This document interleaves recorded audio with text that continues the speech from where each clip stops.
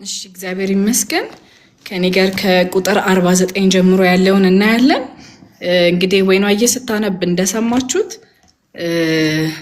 መዝሙሩ የቆሬ ልጆች የዘመሩት ነውና ይሄ ምዕራፍ በሙሉ ስለምን ይናገራል ካላችሁኝ የሚናገረው በምድራዊ ሀብት እንዴት ከንቱ እንደሆነና በሱ መታመን እንዴት ሞኝነት እንደሆነ የሚያሳይ እግዚአብሔር ቃል ክፍል ነው። ምዕራፍ 49 ማለት ነው።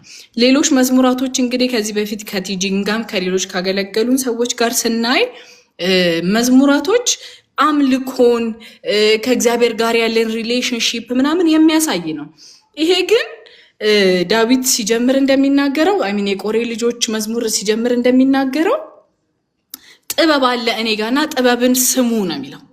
ይሄ ምዕራፍ ጥበብን የሚናገር ክፍል ነው። የእግዚአብሔር ቃል ክፍል ነው። ምዕራፍ 49 በቃ ከአፌም ጥበብን ይናገራል ይልና የልቤም ሐሳብ ማስተዋልን ይሰጣል ይላል። ጆሮዬም ወደ ምሳሌዎች አዘነብላለሁ እንቆቅልሼንም በበገና እፈታለሁ ይላል። ይሄ ማለት ምንድነው? ማስጠበብ አለ።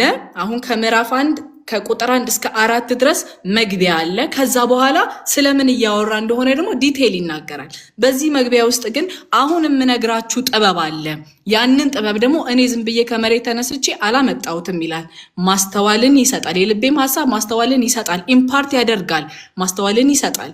ከዛ ጆሮዬን ወደ ምሳሌዎች አዘነብላለሁ እንቆቅልሼንም በበገና እፈታለሁ ይላል ዳዊት ማለት ነው። እና ይሄ ጥሪ ምን አይነት ጥሪ ነው ካላችሁ ለሰው ሁሉ የተሰጠ ጥሪ ነው። እናንተ ህዝቦች ሆይ ይሄንን ስሙ፣ በዓለም ላይ የምትኖሩ ላይ ይሄን አድምጡ ተብሎ ለሰዎች ሁሉ የተሰጠ ጥሪ ነው። ዝቅተኛ ብትሆኑ፣ ከፍተኛ ብትሆኑ፣ ባለጠጋ ብትሆኑ፣ ሀብታም ብትሆኑ፣ ደሃ ብትሆኑ ሁላችሁም ስሙኝ፣ እኔ ጋር ጥበብ አለ፣ ማስተዋልን ኢምፓርት አደርጋለሁ። ደግሞ ከመሬት ተነስቼ አላመጣሁትም ይላል። ጆሮዬን ወደ ምሳሌዎች አዘነብላለሁ እንቆቅልሼንም በበገና እፈታለሁ ይለናል ማለት ነው። እና ከዛ በኋላ ቀጥሎ ስለምንድን ነው የሚያወራው ስንል አጭበርባሪዎች፣ ክፉዎች በከበቡኝ ጊዜ በክፉ ቀን ለምን እፈራለሁ ይላል። ከዛ በሀብታቸው የሚመኩ በብልጽግናቸውም የሚታመኑ እነዚህ ለምን እፈራለሁ ብሎ ይናገራል። እንግዲህ በዚህ ምዕራፍ ውስጥ በጣም ብዙ ነገር እናያለን። ስለ ፍርሃት ይናገራል፣ ስለ ባለጠግነት፣ ስለ ህይወት፣ ስለ ሪዴምሽን፣ ስለ ቤዛነት ይናገራል፣ ስለ ሞትም ይናገራል። ከዛ በኋላ እነዚህ ባለጠጋ የተባሉ ሰዎች ምን አይነት ናቸው? እንደገና ደግሞ እኔ ሳጠና ያገኘኋቸው ስንት አይነት ሀብት አለ፣ ስንት አይነት ባለጠግነት አለ የሚለውን ነገር ስናይ የመጀመሪያው ቁሳዊ ባለጠግነት አለ። በቁስ በገንዘብ በንብረት ባለጠግነት መሆን አለ። ከዛ በኋላ ደግሞ በህይወታችን ባሳካናቸው ስኬቶች ምንድነው አኮምፕሊሽ ያደረግነው? ገንዘብ የሌላቸው ግን በስኬት ደግሞ አኮምፕሊሽ ያደረጉ ባለጠጋዎች አሉ፣ ሀብታሞች አሉ፣ በዚህ ነገሮቻቸውን ያሳኩ ሰዎች አሉ። ከዛ በኋላ ደግሞ በባህሪ ደግሞ የባህሪ ባለጠግነት ደግሞ አለ። በቃ ጥሩ የሆነ ካራክተር ያላቸው ሰዎች፣ እነዚህ ሰዎች በባህሪያቸው ባለጠጋ ናቸው ይባላል፣ ሀብታም ናቸው ይባላል። ከዛ በኋላ በእውቀት በኖሌጅ በትምህርት ባለጠግነት አለ። ከዛ ደግሞ በጤናም ባለጠግነት አለ፣ የጤናም ባለጠግነት አለ። ብዙ አይነት ባለጠግነቶች አሉ። ግን በዚህ ክፍል ላይ ስለ የትኛው ባለጠግነት ነው እያወራች ያለሽው? ምዕራፍ 49 ስለ የትኛው ባለጠግነት ነው እያወራ ያለው ካላችሁኝ ግን ስለ ገንዘብ ወይንም ደግሞ በቁስ ባለጠጋ ስለሆኑ ሰዎች ነው እየተናገረ ያለው ማለት ነው። ምክንያቱም ሰዎች እንደ ሌሎቹ ባለ ሀብቶች በእውቀት ሀብታም በመሆን በካራክተር ሀብታም እንደመሆን በስኬት ሀብታም እንደመሆን ሁሉ የገንዘብም ያስፈልጋል። ከሌሎቹ እንዳንዱ ነው። ግን እንደ ሰው ብዙ ጊዜ ፎከሳችን የትኛው ላይ ነው ያለው? ገንዘቡ ላይ ነው ያለው። ስለዚህ 49ም ፎከሱ ያለው የት ላይ ነው? ገንዘብ ላይ ነው ያለው፣ ሀብት ላይ ነው ያለው ማለት ነው። ሀብት እያልኩኝ ሳወራችሁ ከገንዘብ ጋር የተገናኘ እንደሆነ እያሰባችሁልኝ እንድትሄዱ ነው ማለት ነው። ስለዚህ ጥበብን ያስተምራል። ገንዘብ ላይ ያለን መታመን ሞኝነት እንደሆነ፣ ሌሎችን ደግሞ ስለ ሀብት ብሎ ሌሎችን ሰዎች ደግሞ ማስጨነቅንም ደግሞ እናያለን። ለምንድን ነው ኢቭል እንደዚህ ክፉ ሰዎች ሲመጡ ሲከቡኝ ለምንድን ነው እኔ የምፈራው? ብሎ ደግሞ ዳዊት ራሱንና እነዛን ሰዎች ሲያነጻጸር እናያለን ማለት ነው። ልክ ምዕራፍ 6 ላይ በሀብታቸው የሚመኩ ይልና በብልጽግናቸው የሚታመኑ ለምን ፈራለሁ? ችግሩ ያለው አሁን ሀብታም መሆናቸው ላይ አይደለም፣ የሀብታቸው ብዛት ላይ አይደለም ችግሩ ያለው። ችግሩ ያለው የሚታመኑትና የሚመኩት ባላቸው ገንዘብ ላይ የሆኑ ሰዎችን ነው ክፎች ብሎ እዚህ ጋር ሪፈር የሚያደርገው ማለት ነው። ገንዘብ ያላቸውን አይደለም፣ ሀብታሞችን ብቻ አይደለም፣ ግን በገንዘባቸው የሚታመኑና በባለጠግነታቸው የሚመኩትን ሰዎች እነዚህን ሰዎች ክፎች ይላቸዋል። ምክንያቱም ልባችንን ጨምድዶ የያዘን ነገር ያ ነገር ጣዖት እንደሆነብን ከዚህ በፊት ተምረናል። የጣዖት አምልኮ ነው፣ አምልኮ ስለሆነ ማለት ነው ልባችንን የያዘው ነገር።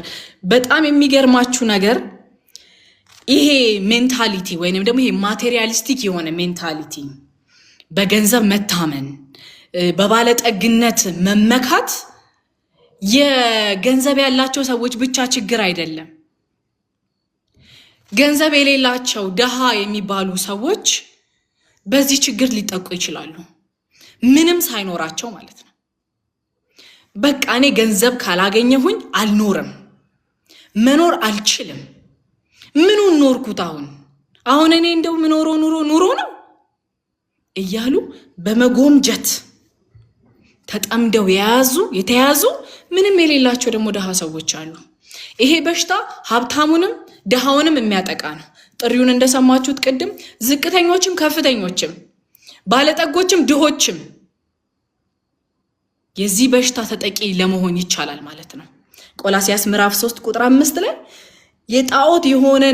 የጣዖት አምልኮ የሆነን መጎምጀት ይለዋል። ከዚህ በፊት ትጂ በጣም አስተምራናለች ይህን ክፍል። መጎምጀት የጣዖት አምልኮ እንደሆነ መጽሐፍ ቅዱስ ይናገራል።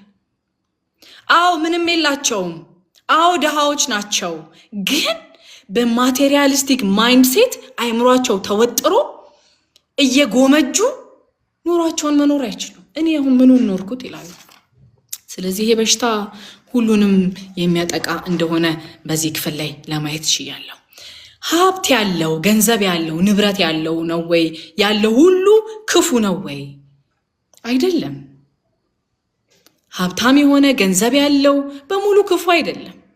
ቅድም እንዳየነው ክፉ የሚሆኑት በባለጠግነታቸው የሚመኩና በገንዘባቸው የሚታመኑትን ሰዎች ነው።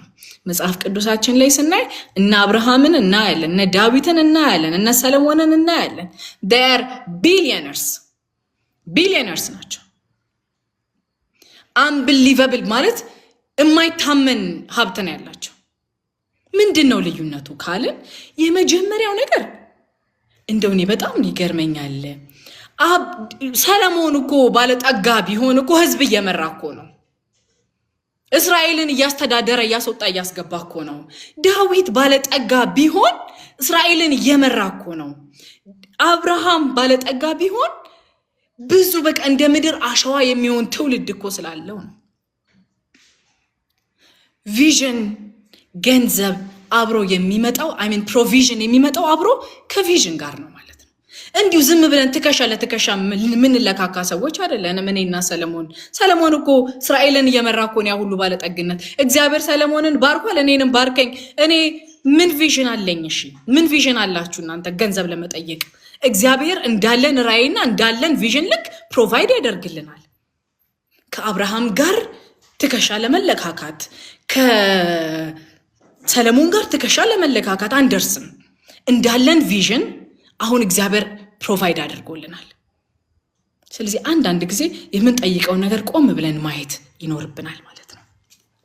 እነሱም ቢሆኑ ግን የሚመኩት በእግዚአብሔር ላይ ነው እንጂ ባላቸው ንብረት ላይና ባላቸው ባለጠግነት ላይ እንዳልሆነ ታሪካቸውን ስናጠና አይተናል። ወዳጆቼ በእውነት በቃ ሴኪዩሪቲ የሚሰማን በጣም ሴፍ የሆንን የሚሰማን ባንክ አካውንታችን ሞላ ሲል ከሆነ በጣም ችግር አለ። ከዛ በኋላ ደግሞ ገንዘብ ከእጃችን ሲጠፋ ምናምን ደግሞ መልሰን በጣም ዲፕረስድ የምንሆን ከሆነ የዚህ በሽታ ተጠቂዎች እንደሆነን ምልክት እየታየብን ነው። ሂሊንግ ያስፈልገናል። እግዚአብሔር ሊፈውሰን ያስፈልጋል። ምንድነው ልብሽን ፍና አርጎ የሚይዘው ነገር? ምን ሲጎልብሽ ነው በጣም ልብሽ የሚጨነቀው? ምን ሲጎልብን ነው ልባችን የሚጨነቀው? የእግዚአብሔር ነገር ህልውናው ከቤታችን ሲሳሳብን ነው ወይስ ባንክ አካውንታችን ጎደል ሲል ነው? የትኛው ነው ውስጣችንን የሚረብሸን? ይሄ ቁጭ ብለን ራሳችንን ልንጠይቅ የሚያስፈልግ ነገር ነው። በቃ እግዚአብሔር ይፈውሰናል። ባይዘው ሊያነጣን ሊፈውሰን ሲፈልግ ነው እግዚአብሔር ትምህርትን የሚያስተምረን። መዝሙር 49 የጥበብ መጽሐፍ ነው ብያችኋለሁ። አፌ ጥበብን ይናገራል ብሎ ነው ጸሐፊው የሚጀምረው። ስለዚህ ዛሬ ጥበብን እንወስዳለን። ጥያቄ ልንጠይቅ ያስፈልጋል። ምን ሲጎልብኝ ነው ውስጤ ትራብልድ የሚሆነው? እግዚአብሔር መገኘት፣ ህልውናው፣ መንፈሳዊ ነገር ወይስ ቁሳዊ ነገር? ይሄ ራሳችንን ጠይቀን የምናልፈው ነገር ነው። ልቤን የሚገዛው ነገር ምንድን ነው? ወዳጆቼ እግዚአብሔር በገንዘብ ይባርካችሁ፣ እኔንም ይባርካችሁ። ግን ገንዘብ ልባችሁን ወጥሮ ከያዘው ግን ይሄ ልክ አይደለም። ስለዚህ ቆም ብለን ሂሳባችንን መስራት አለብን። የት ጋር ነው የቆምኩት ማለት አለብን። እንግዲህ ይሄንን እየተናገርኩኝ ማቴዎስ ወንጌል ምዕራፍ 6 ቁጥር 22 ጀምሮ ያለውን ባልናገር ማቴዎስ ወንጌል ምዕራፍ 6 እናያለን። መጀመሪያ ቁጥር 22ን አነብና ከዛ በኋላ ወደ ላይ ከፍ እያልኩኝ ሄዳለሁ። ቁጥር 22 ላይ እንደዚህ ይላል፣ ዓይን የሰውነት መብራት ነው። ስለዚህ ዓይን ጤናማ ከሆነ መላው ሰውነትህ በብርሃን የተሞላ ይሆናል ይላል። ለምን አነሳሁት መሰላችሁ? ይህንን ክፍል እግዚአብሔር ቃል ሲናገር እዚህ ጋር አሁን ያየነው ክፍል ላይ ምን ይላል? ጆሮዎችን ወደ ምሳሌ ያዘነብላሉ ይላል። ምሳሌ ማለት በምድራዊ ነገር ሰማያዊን መልእክት መናገር ነው። ጌታ ኢየሱስ ክርስቶስ በምድራዊ ምሳሌዎች እየተጠቀመ ሰማያዊ ነገርን ያስረዳ ነበረ። ይሄ ምሳሌ ነው። ምሳሌው ምን ይላል መሰላችሁ? ዓይን የሰውነት መብራት ነው። ስለዚህ ዓይን ጤናማ ከሆነ መላው ሰውነት በብርሃን የተሞላ ይሆናል ብሎ ጌታ ኢየሱስ ያስተማረ። ምን ማለቱ መሰላችሁ? ዓይን ጤነኛ ከሆነ ለነገሮች ያለን አስተያየት ፐርስፔክቲቫችን ጤነኛ ከሆነ መላው ሰውነታችን መውጣት መግባታችን ከሰዎች ጋር ያለን ሪሌሽንሺፕ በሙሉ ጤነኛ ይሆናል። መቼ? ዓይን ጤነኛ ከሆነ፣ አተያይ ጤነኛ ከሆነ ማለት ነው። ስለዚህ ምንድነው ህይወት ለእናንተ? ምንድነው ህይወት? ምንድነው ሀብት ለእናንተ? ምንድነው ሞት ለእናንተ? ምንድነው ፍርሃት ለእናንተ? ያነበብኩ ያለሁት ማቴዎስ ወንጌል ምዕራፍ 6 ቁጥር 22 ነው።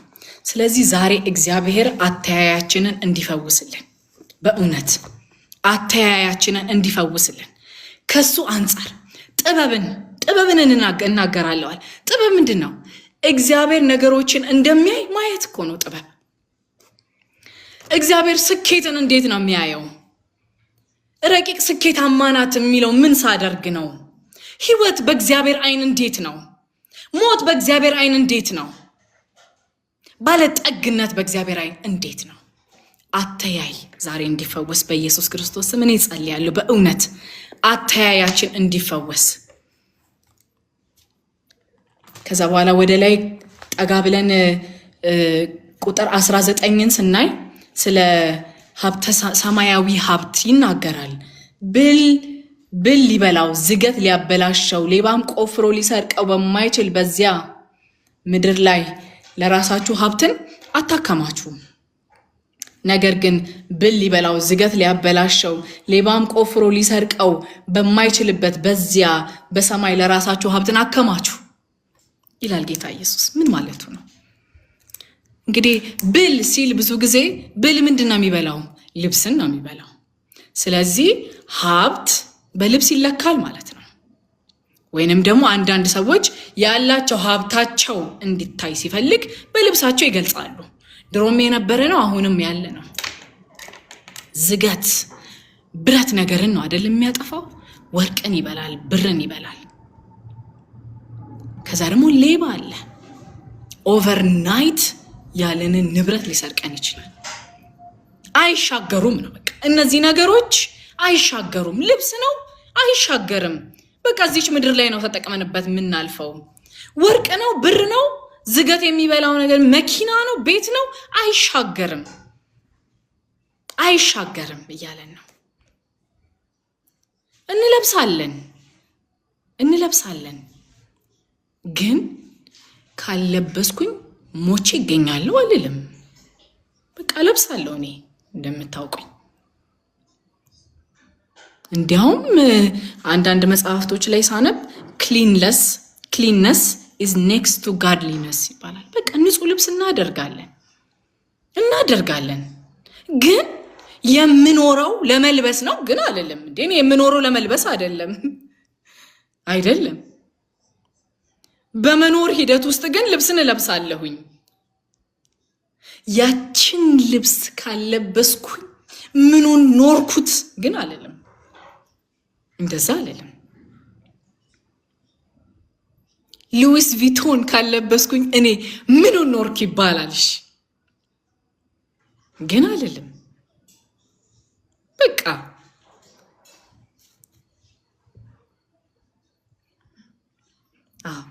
ስለዚህ ደቀ መዝሙር ከዚህ ያለፈ የህይወት ጥሪ ነው ያለው።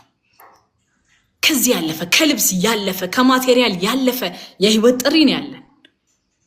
አሁን ጉዳዩ እነዚህ ነገሮች ያስፈልጋሉ ወይስ አያስፈልጉም? ልብሱንም ተውት ቡትት በሉ እያለን ነው አይደለም።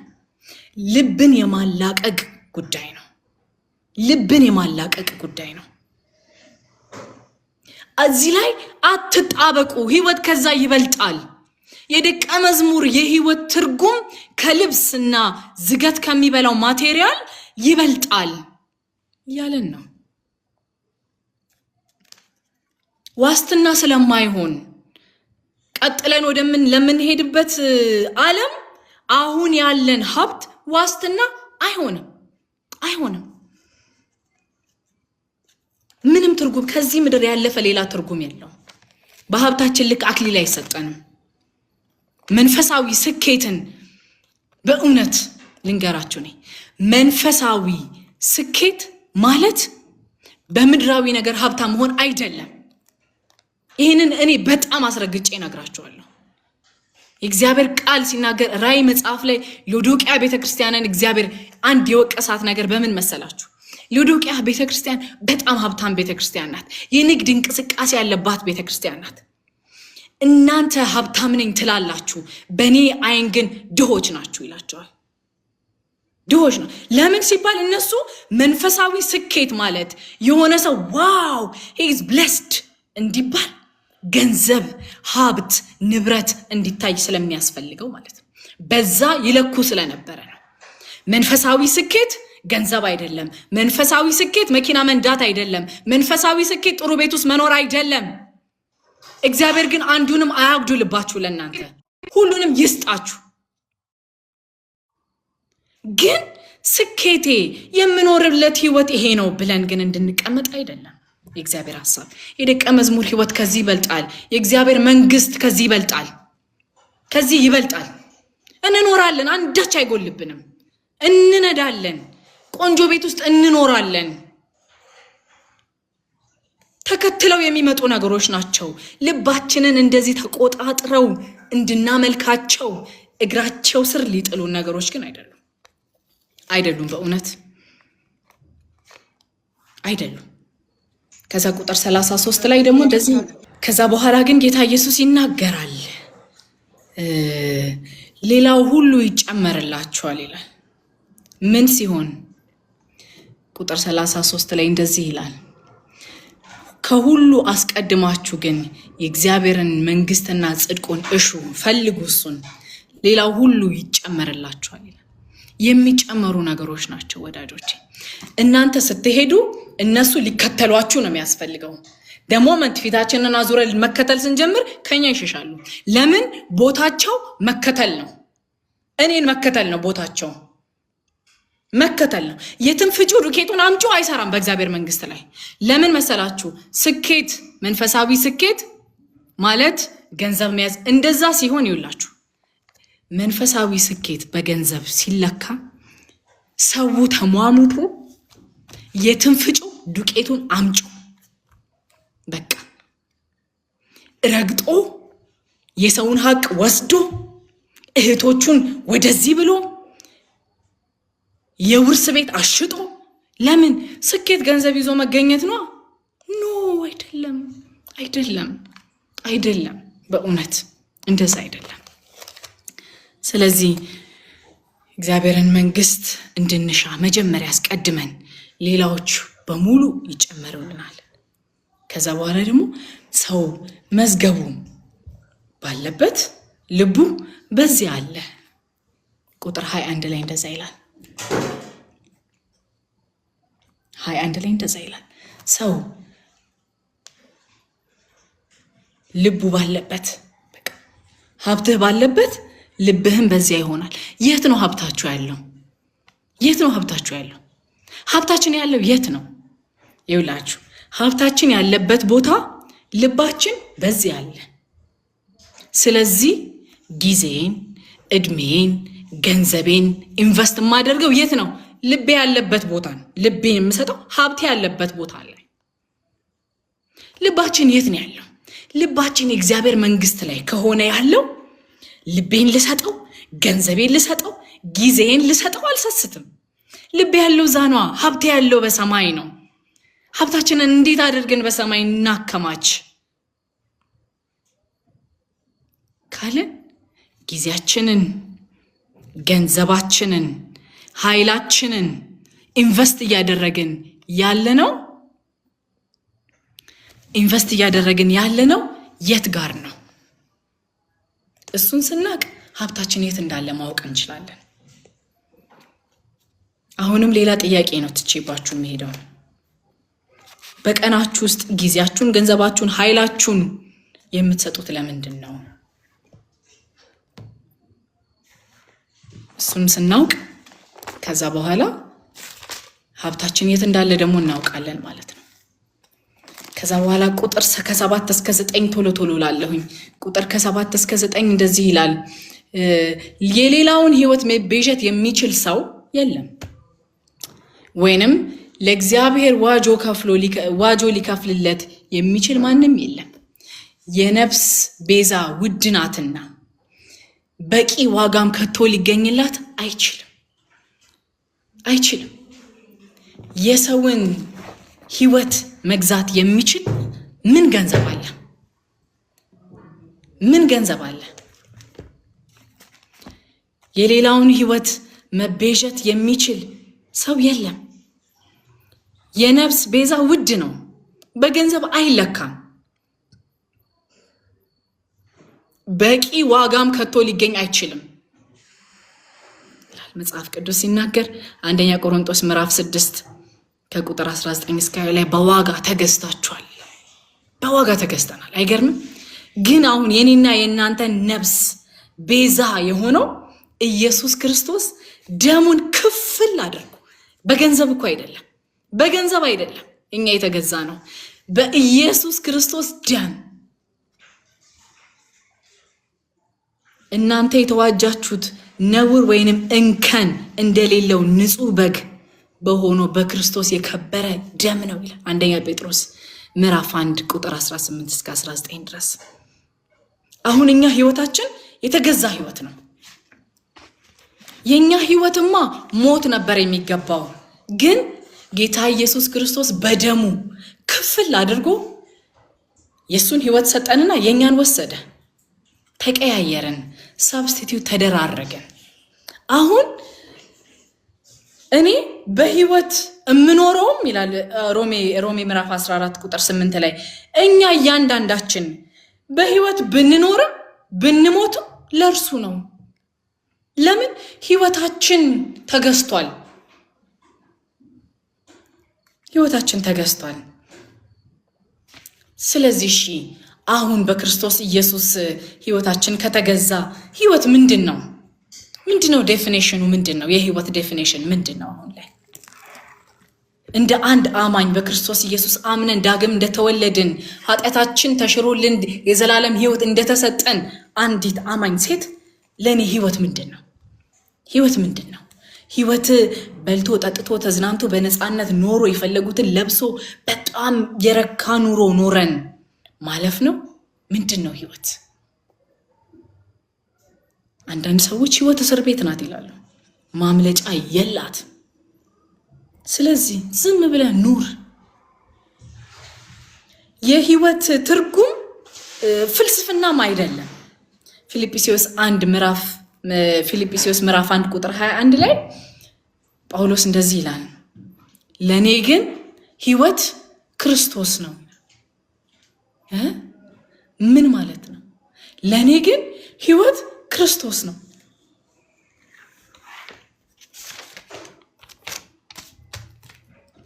ለኔ ህይወት ለሐዋርያው ጳውሎስ ምንድነው ላንተ የህይወት ዴፊኒሽን ብለን ብንጠይቀው ለኔ ህይወት ክርስቶስ ነው ብሎ ነው የሚመልስልን።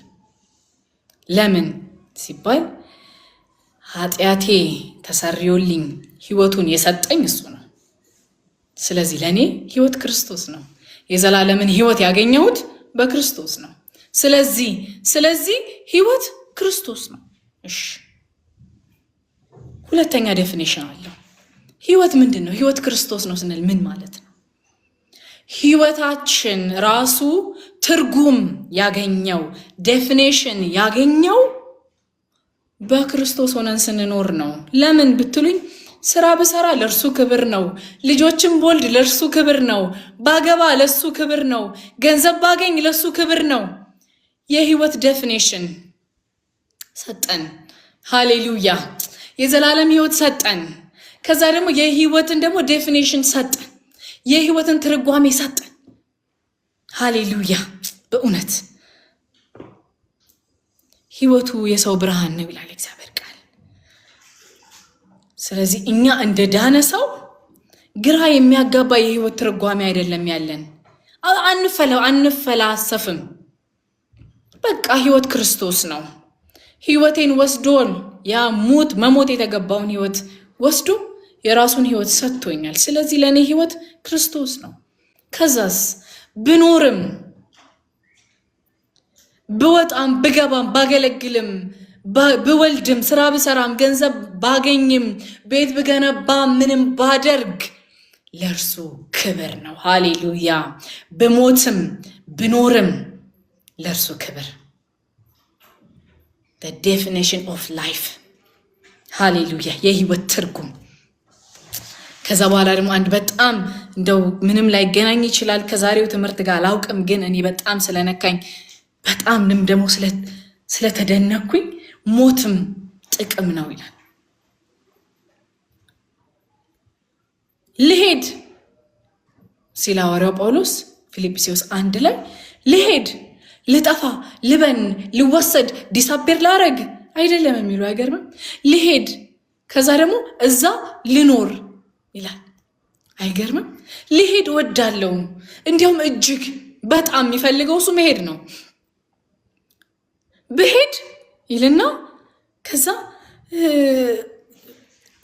በዚያ ልኖር ይላል። ከዚህ መሄድ፣ እዛ መኖር፣ እዚህ መሞት፣ እዛ መኖር። በጣም ተገረምኩኝ እውነት። እኔ አንዳንድ ጊዜ ሰው ሲሞት ምናምን በጣም አዝናለሁኝ። ውይ የሆነ በቃ ተቀጠፈ በልጅነቱ ምናምን እላለሁኝ፣ በቃ አዝናለሁኝ። እና በእግዚአብሔር አይን ግን ሞት፣ በእግዚአብሔር ዴፊኒሽን ግን ሞት፣ በእግዚአብሔር ፐርስፔክቲቭ ግን ሞት ምንድን ነው? ዛሬ እግዚአብሔር አታያችንን ይቀይርልን፣ በእውነት ይቀይርልን። በቃ ይቀይርልን። ሞት መጨንገፍ አይደለም፣ ሞት መቀጨት አይደለም። በቃ ህይወታችን የሆነውን ክርስቶስን እዚህ ሳናየው የወደድነውን ክርስቶስን በአይናችን የምናይበት መንገድ ነው። እኛ እንደ ክርስቲያን እኮ ሞት እንደዚህ ሊያንቀጠቅጠን የሚገባን ሰዎች አይደለንም። ዛሬ ፐርስፔክቲቫችን እይታችን በኢየሱስ ክርስቶስም ይቀየርልን። በእውነት ይቀየርልን። ከዛ በኋላ በጣም ገረመኝ።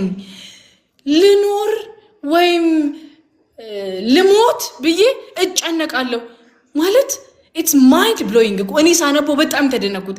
ሐዋርያ ጳውሎስ ያስጨነቀው ነገር ግን ገብቷችኋል? ልሞት ወይስ ልኑር? ለምን ሲባል ሞትና ህይወት በሱ አይን አንድ ናቸው። ሞትና ህይወት በሐዋርያው ጳውሎስ ዘንድ ልዩነት የላቸውም። እዚህ ብኖር ይላል ለእናንተ ጥቅም ነው የምኖረው፣ ለሌሎች ጥቅም ነው የምኖረው እንጂ እኔ እጅጉን ደስ የሚለኝ ብሄድ ነው። ተጨባበጡለት ሞትና ህይወት። እናንተ ሞትና ህይወት ለሐዋርያው ጳውሎስ አንድ አይነት ነገር ናቸው። ግን እዚህ የሚኖረው ለምንድን ነው አልኳችሁ? ለሌሎች ጥቅም። ስንኖር ለሌሎች ጥቅም ያደርገናል። እግዚአብሔር ያደርገናል፣ በእውነት ያደርገናል። እንደ እንስሳ ዝም ብለን አልመጣንም። we all have a purpose አይደል? ወደዚህ ምድር ላይ ስንመጣ እግዚአብሔር በዓላማን ያመጣን። ወዳጆቼ እኔ ለማንም አልጠቅምም አትበሉ። በመኖራችሁ እግዚአብሔር እናንተ ጠቃሚ ሰዎች ያደርጋቸዋል። ለአንድ ሰው በእውነት ለአንድ ሰው እኔ በጣም በእውነት ብንሄድ ይሻላል እየተባለ የሆነ ጊዜ ወጣቶች ራሳቸውን ሲያጠፉ፣ አገልጋዮች ራሳቸውን ሲያጠፉ፣ ለምን? ህይወታቸው ፐርፐዝ አጥቶባቸው እኮ ነው። ወዳጆቼ አትሄዱ። እግዚአብሔር መኖራችሁ ለጥቅም ያደርገዋል፣ በእውነት ያደርገዋል። ለአንድ ሰው እንድትጠቅሙ ብኖር ግን እኔ አለ ሐዋርያ ጳውሎስ ብኖር ለእናንተ ጥቅም ነው። መኖራችን ለሌሎች ጥቅም ነው። ስለዚህ አትሂዱ፣ ኑሩልን፣ በእውነት ኑሩልን፣ አትሂዱ።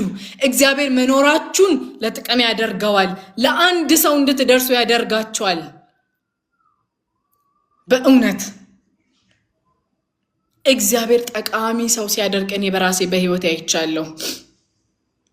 አይቻለሁኝ። በእውነት እኔ ማንንም ሸክም ከመሆን ውጪ ማንንም እጠቅማለሁ ብዬ አስቤ ማላቅ ሰው ነኝ። እግዚአብሔር ግን መኖሬን ለጥቅም አድርጎት ያውቃል። ይሄ ስሜት ወደ አንቺ መጥቷል? አዎ መጥቶ ያውቃል። እኔ ለማንም የምጠቅም ሰው አይደለሁም፣ ብሄድ ይሻላል ብዬ አውቃለሁኝ። ግን እግዚአብሔር መኖሬን ለጥቅም አድርጎታል። ሌላው ቢቀር ለእናንተ እግዚአብሔርን ቃል እያካፈልኳችሁ ነው ዛሬ። ስለዚህ መኖራችን ለሌሎች ጥቅም ነው። እግዚአብሔር ደግሞ ወደ ጥቅም ይቀይረዋል። ማንም አይችልም፣ እግዚአብሔር ግን ይችላል። እግዚአብሔር ይችላል። እኛ ራሳችን በራሳችን ተስፋ በቆረጥን ሰዓት እግዚአብሔር ግን መኖራችንን ለጥቅም ያደርገዋል። ስለዚህ አትሂዱብን፣ ኑሩ። በእውነት ምዕራፍ 11 ወደ ምዕራፍ 11 ሄዳለሁ ፈጠን ብዬ።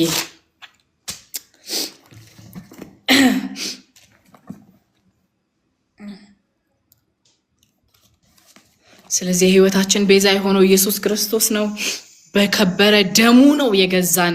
የሰውን ህይወት ነፍስን ቤዛ ማድረግ የሚችል ገንዘብ የለም።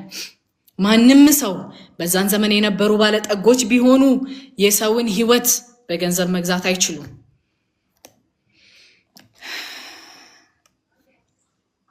ቁጥር 11 ላይ እንደዚህ ይላል፣ መሬቶቻቸውን በስማቸው ቢሰይሙም መቃብሮቻቸው የዘላለም ቤታቸው ከትውልድም እስከ ትውልድ መኖሪያቸው ይሆናል።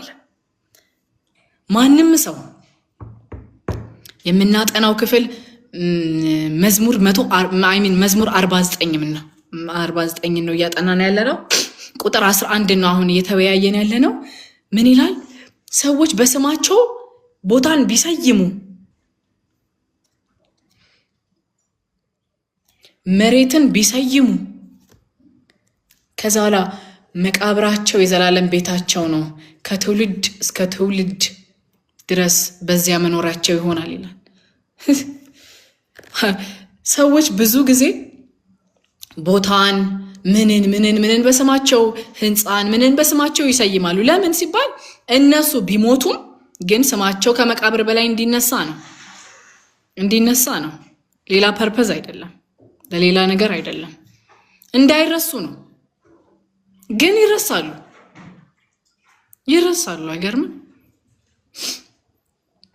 መቃብራቸው መሬት በስማቸው ቢሆን መቃብራቸው ግን የዘላለም ቤት ነው ይላል። የዘላለም ቤታቸው ምንድነው? መቃብራቸው ነው። መሬት በስማችን ስለተሰየመ አይደለም እኛ ደስ የሚለን። ሃሌሉያ። ስማችን ግን በዘላለም በቃ በሰማይ መዝገብ ስለተጻፈልን ግን ደስ ይለናል። በዚህ በጣም ደስ ይለናል። እነዚህ ክፉ ሰዎች፣ ባለጠጋ ሆነው በገንዘባቸው የሚታመኑ ሰዎች ፎከሳቸው ስማቸው በየቦታው ላይ እንዲሰየም ነው እንጂ በዘላለም በእግዚአብሔር መጽሐፍ ውስጥ ስማቸው እንዲጻፍ አልፈለጉም ነበር። እኛ ግን በዛ ደስ ይለናል።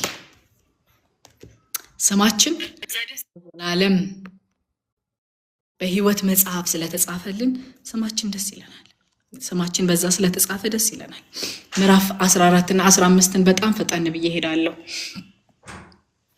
ከዛ በኋላ ስለ ሞት ይናገራል። ትክክለኛ ሰዎች ባላቸው ነገር ሳይሆን በእግዚአብሔር ላይ ይታመናሉ። እነዚህ ሰዎች ደግሞ እግዚአብሔር ራሱ ሪዲም ያደርጋቸዋል። ከዚህ ከመቃብር እግዚአብሔር ሪዲም ያደርጋቸዋል ማለት ነው። ይታደጋቸዋል። ቁጥር 15 ላይ እንደዚህ ይላል፣ እግዚአብሔር ግን ነፍሴን ከሲኦል ይቤዣታል። በእርግጥም እግዚአብሔር ግን ነፍሴን ከሲኦል እጅ ይቤዣታል። በእርግጥም በእርሱ ዘንድ ተቀባይነት አለኝ፣ ይቀበለኛል ይላል ዳዊት፣ ራሱን ከነዛ ሰዎች ጋር እያነጻጸረ ማለት ነው። እኛ እንደነዛ ሰዎች አይደለንም። እንደ እንስሳ ኖረው እንደ እንስሳ እንደሚሞቱ ሰዎች አይደለንም። እኛ በእግዚአብሔር የምንመካ ሰዎች ሕይወቴን ይታደገኛል፣ ከዛ በኋላ ከመቃብር ያወጣኛል፣ ወደ እርሱም ይወስደኛል። ቁጥር 15 ላይ ሪሲቭ ያደርገኛል፣ ይቀበለኛል። ተቀባይነት አለኝ። I have a full confidence። እግዚአብሔር ይቀበለኛል። የልቤን ሞቲቭ ሳነጻ የምታመነው በእግዚአብሔር ላይ ሲሆን እግዚአብሔር ሕይወቴን ይታደጋታል። ምንም አይነት እኔ ማላየው ስውር ወጥመድ ቢኖር እግዚአብሔር ይታደጋታል። ከመቃብር ያወጣኛል፣ ከሲኦል ደጅ ይቤዠኛል፣ ከዛ በኋላ ደግሞ ወደ እርሱ ይወስደኛል ይላል። በእምነት ይናገራል፣ ዋስትናን ያሳያል።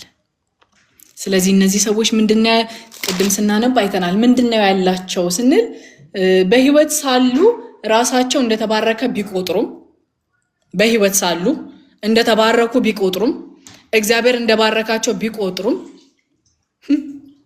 በዚች ምድር ከዘላለም አንጻር አሁን የምንኖርባት ሕይወት ቹትቺ ናት። በዚች በሻይ ሰዓት ተድላን ሊያገኙ ይችላሉ፣ ሊመቻቸው ይችላል። ግን ዘላለም ላይ ስንሄድ ግን አሁን ያለን ሀብት ዋስትና አይሆነንም ማለት ነው። በሕይወት ሳሉ እንደተባረኩ ይቆጥራሉ ይላል። ሰዎች በበለጸክ ጊዜ ቢወስዱህም ብርሃን ከቶ ወደ አባቶቻቸው ማህበር ይቀላቀላሉ። ሰው በሀብቱ እንደተከበረ አይዘልቅም። አይገርምም? ዋስትና አይሆንም። ፈጠን ብዬ ወደ ቁጥር 50 እሄዳለሁ። ቁጥር 50 እንግዲህ ሲጀምር እኔ ጋር ምንድነው የሚለው መሰላችሁ? በዚህ በአዲሱ መደበኛ ትርጉም ሳነበው በመንፈስ እና በእውነት አምልኮ ይላል። እግዚአብሔር እንዴት እንደምናመልከው ነው ቀጥሎ ደግሞ የሚነግረን ማለት ነው። አሳፍ ማን ነው ከሚለው እንጀምር። ይህንን የጻፈው መዝሙር 50 የጻፈው አሳፍ እንደሆነ እናያለን። አሳፍ ማን ነው ሲባል አንደኛ ዜና ቁጥር 15 ላይ የምናገኘው የመዘምራን ቡድን መሪ እንደሆነ በዚህ ክፍል ላይ እናያለን። እሱ ነው ይሄንን የጻፈው። ሁለተኛ ዜና ምዕራፍ 29 ላይ አሳፍ ዘማሪ ብቻ እንዳልሆነና በዝማሬዎቹም ጭምር ትንቢትን እንደሚናገር ከዚህ በፊት አይተናል። ስለዚህ አሳፍ ነብይ ነው። አሁንም እናጠናውን ክፍል መዝሙር 50ን ሲጽፍ አሳፍ ነብይ እንደሆነ ያያሰባችሁ እግዚአብሔር አሳይቶት እንደሆነ ያያሰባችሁ እንድትከታተሉኝ ነው የምፈልገው። ለዛ ነው ዘማሪ ብቻ ሳይሆን ነብይም እንደሆነ ላሳያችሁ የፈለኩት ማለት ነው። ስለዚህ እንደዚህ ብሎ ይጀምራል። ዋው ኃያሉ እግዚአብሔር ተናገረ፣ ከፀሐይ መውጫ እስከ ፀሐይ መግቢያ ድረስ ምድርን ጠራት። ኃያሉ እግዚአብሔር ፍጹም ውብ ከሆነችው ከጽዮን እግዚአብሔር አበራ። ሃሌሉያ ሃሌሉያ። አምላካችን ይመጣል፣ ዝም አይልም። የሚባላ እሳት በፊቱ በሚያስፈራው አውሎ ንፋስም በዙሪያው አለ። እግዚአብሔርን ማንነት እንዴት እንደገለጠው በእውነት አምልኮ፣ ትክክለኛ አምልኮ፣ በእውነት የሆነ አምልኮ ከየት ይመጣል ካላችሁኝ እግዚአብሔርን ከማወቅ ይመጣል። እግዚአብሔር ማን እንደሆነ ስናውቀው ለሱ የተገባን አምልኮ እንድንሰጠው እግዚአብሔር ይረዳናል። ስለዚህ እግዚአብሔር ማን ነው? በዚህ ክፍል ላይ በጣም የሚያስፈራ በእውነት የሚባላ እሳት በፊቱ የሚያስፈራ አውሎ ንፋስ በዙሪያው እነሆ ከጽዮን የሚያበራ እግዚአብሔር። አይገርምም? በጣም የሚያስፈራ የሚያስደነግጥ የሚያንቀጠቅጥ በእውነት ቅዱስ አምላክ አይታያችሁም? እዚህ ጋር እሳት የሆነ በፊቱ እሳት አለ። ለምን? ቅዱስ ስለሆነ እሱ። ስለዚህ አሁን ረቁ ምን እያልሽን ነው? እኛ እኮ በአዲስ ኪዳን ነን ያለነው። የእግዚአብሔር ይሄ አስፈሪነቱ እኮ በምህረት ተቀይሯል አትሉኝም? አውቃለሁኝ። ምክንያቱ ለምን መሰላችሁ? እግዚአብሔር ካሉት ባህሪያቶች ውስጥ እኔ ባለሁበት ቸርች ስለ እግዚአብሔር አትሪቢዩት እየተማርን ነው። እግዚአብሔር በጣም ብዙ ባህሪያቶች አሉት። ግን ከዛ ባህሪያቶች ውስጥ አንዱ ምን መሰላችሁ? እግዚአብሔር አይለወጥም። አይለወጤነት ኢሚውታብል። እግዚአብሔር አይለወጥም። እግዚአብሔር ቅዱስ ነው። አዎ ቅዱስ ነው። እግዚአብሔር በፊቱ እሳት አለ። አዎ አለ። እግዚአብሔር ከጽዮን ያበራል። ዙሪያው የአውሎ ንፋስ አለ።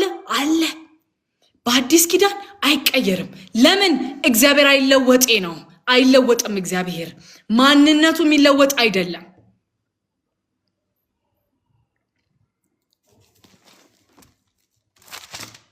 መዝሙር 102ን አነባለሁኝ። ትቼው ነበረ ግን ማንበብ እንዳለብኝ ተሰማኝ። መዝሙር 102 ቁጥር 26 ላይ እንደዚህ ይላል። አንተ ከጥንት ምድርን መሰረትክ፣ ሰማያት በእጆች ናቸው፣ እነርሱ ይጠፋሉ፣ አንተ ግን ጸንተህ ትኖራለህ። ሁላቸው እንደ ልብስ ያረጃሉ፣ እንደ መጎናጸፊያም ትለውጣቸዋለህ፣ ከእነርሱም ወዲያ ይጣላሉ። አንተ ግን ያው አንተ ነህ፣ ዓመታቶችህ አያልቁም።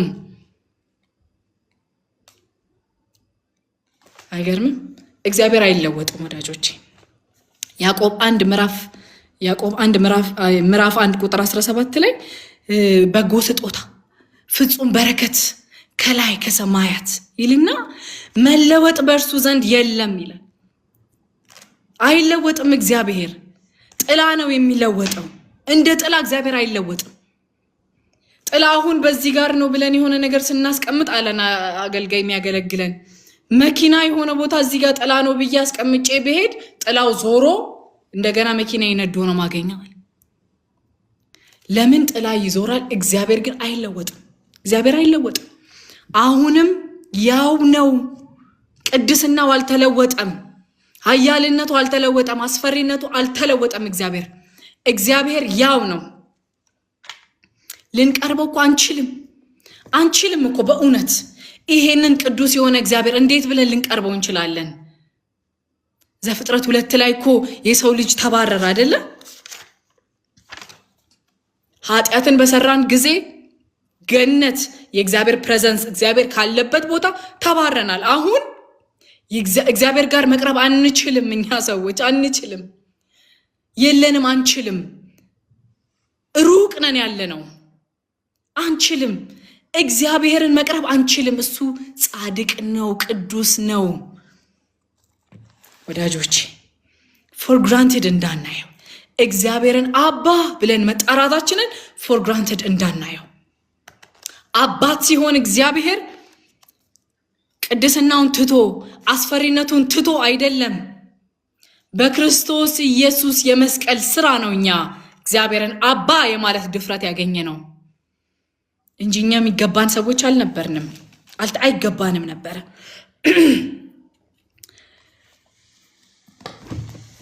ዕብራውያን ምዕራፍ 12ን እናያለን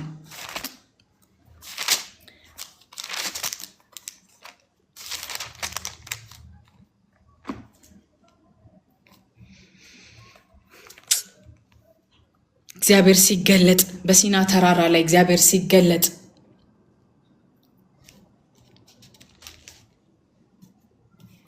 ቁጥር 22 ላይ እንደዚህ ይላል እናንተ ግን ወደ ጽዮን ተራራ ወደ ሰማያዊ ኢየሩሳሌም ወደ ሕያው የእግዚአብሔር ከተማ መጥታችኋል በደስታ ወደ ተሰበሰቡት ወደ አላፍት መላእክት ስማቸው በሰማይ ላይ የተጻፉ ወደ በኩራት ማህበር ቀርባችኋል አይገርም ከዛ በፊት እኮ ቁጥር 18 ላይ ሄድ ብለን ሊዳሰስ ወደሚችል ወደ በእሳት ወደሚቃጠል ተራራ ወደ ጨለማ ወደ ጭጋጉ ወደ አውሎ ንፋስ አልደረሳችሁም ሲና ተራራን ነው የሚናገረው አልደረሳችሁም ወደ መለከት ድምጽ ወደ ቃሌም ወደሚሰማ አልመጣችሁም የሰሙትም ሌላ ቃል ተጨምሮ እንዳይናገራቸው ለመኑ በሲና ተራራ ላይ እግዚአብሔር ሲገለጥ የእስራኤል ሕዝብ አንተ ተናገረን እግዚአብሔር አይናገረን ያሉት ለምን ካስፈሪነቱ የተነሳ ለመኑ ምክንያቱም እንስሳ እንኳን ተራራውን ቢነካ በድንጋይ ተወግሮ የእግዚአብሔር ቅድስና እንስሳ እንኳን ተራራውን ቢነካ ተወግሮ ይሙት የሚለውን ትእዛዝ መሸከም አይችሉም ከዛ ደግሞ ሙሴ ራሱ በፍርሃት ተንቀጠቀጥኩኝ ሙሴ ማለት እግዚአብሔርንና ሕዝቡን ያገናኘ የነበረ መካከለኛ ፈራሁኝ ተንቀጠቀጥኩኝ አለ የእግዚአብሔርን ህልውና ሳይ እግዚአብሔር ሲገለጽ ሲያይ ማለት ነው ሃሌሉያ ምዕራፍ 22 ላይ ግን ምን ይላል እናንተ ግን ይላል ሃሌሉያ እናንተ ግን ብሎ ይጀምራል ከዛ በኋላ እንደዚህ ይላል እናንተ ግን ወደ ሲና አይደለም የመጣችሁት አሁን እናንተ የመጣችሁት ወደ ጽዮን ተራራ ነው ወደ ሕያዋን ከተማ ነው ወደ ሰማያዊቷ ኢየሩሳሌም ነው ከዛ ደግሞ ትመጣላችሁ አይደለም ደርሳችኋል እዛው ናችሁ አሁን ወይኗዬ ደብረ ብርሃን አይደለሽም ያለሽው አሁን አንቺ በጽዮን ተራራ ላይ ነሽ ያለሽው ደርሰሻል አለን አዲስ አበባ አይደለንም ያለነው በጽዮን ተራራ ላይ ደርሰናል አለን እንሄዳለን አንድ ቀን የመሄድና ወደ እግዚአብሔር ወደ መሄድ ጉዳይ ነው እንጂ ኦሬዲ እኛ ያለነው የት ነው ካላችሁ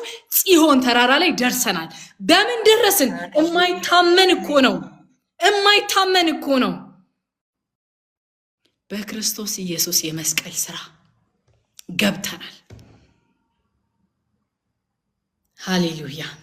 ሃሌሉያ ደርሰናል ደርሳችኋል እግዚአብሔር ቃል ደርሳችኋል መጣችኋል ይላል አዲሱ መደበኛ መጣችኋል እዛች ከተማ ላይ መጣችኋል አሁን የት ከተማ ጽዮን ላይ ያቺ ሰማያዊቷ ኢየሩሳሌም ላይ መጣችኋል አሁን ይላል አዲሱ መደበኛ መተናል አለን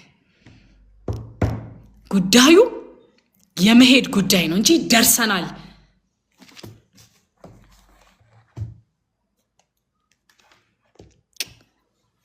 እንደደረስን ደግሞ በምን እናውቃለን ጌታ ኢየሱስ እኔ የምሰጣችሁ ሰላም አለ እንደዚህ ምድር አይደለም ወዳጆቼ ያለን ሰላም እኮኛ ከምንሄድባት ቅድስቲቱ ከተማ የተላከልን ሰላም ነው ያለን መረጋጋት ከቅድስቲቱ ከተማ የተላከልን መረጋጋት ነው ያስደንቃል እኮ አንዳንድ ጊዜ ሁኔታዎችን አይተን የኛ አለመረበሽ የኛ አለመታወቅ ያስደንቃል ለምን ሲባል ያለን ሰላም የዚህ ምድር አይደለም የኛ ሰማይ አለ ቅድስቲቷ ከተማ አለች ቅድስቲቷ ኢየሩሳሌም አለች ከዛ ስለሆነ የኛ ሰላም ያስደንቃል ስለዚህ ሰላሟን ቀምሰናል፣ አይተናል። በእውነት እኔ አይቻለሁ። ከዛ ደግሞ የሁሉ ዳኛ የሆነው ይላል ቁጥር 23 ላይ የሁሉ ዳኛ ይለዋል። አዎ የሁሉ ዳኛ ነው እግዚአብሔር፣ የሁሉ ዳኛ።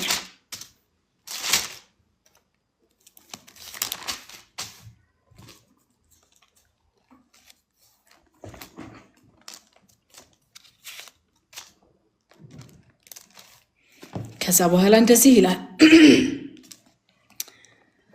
ከዛ እግዚአብሔር ምን አለ? ከዛ በኋላ በህዝቤ ላይ ይፈርድ ዘንድ በላይና በላይ ያለው በሰማይ በምድር እንዲህ ብሎ ይጠራል። እግዚአብሔር እኮ ነው ጠሪው። በመስዋዕት ከእኔ ጋር ኪዳን የገቡትን ቅዱሳኔን ወደ እኔ ሰብስቡልኝ ይላል። ሰብስቡልኝ። እንዴት አይነት አምልኮ እንደምፈልግ ልንገራቸው። ሰብስቡልኝ። በመስዋዕት ከእኔ ጋር ኪዳን ያደረጉትን እኛን እኮ ነው በእውነት በክርስቶስ ኢየሱስ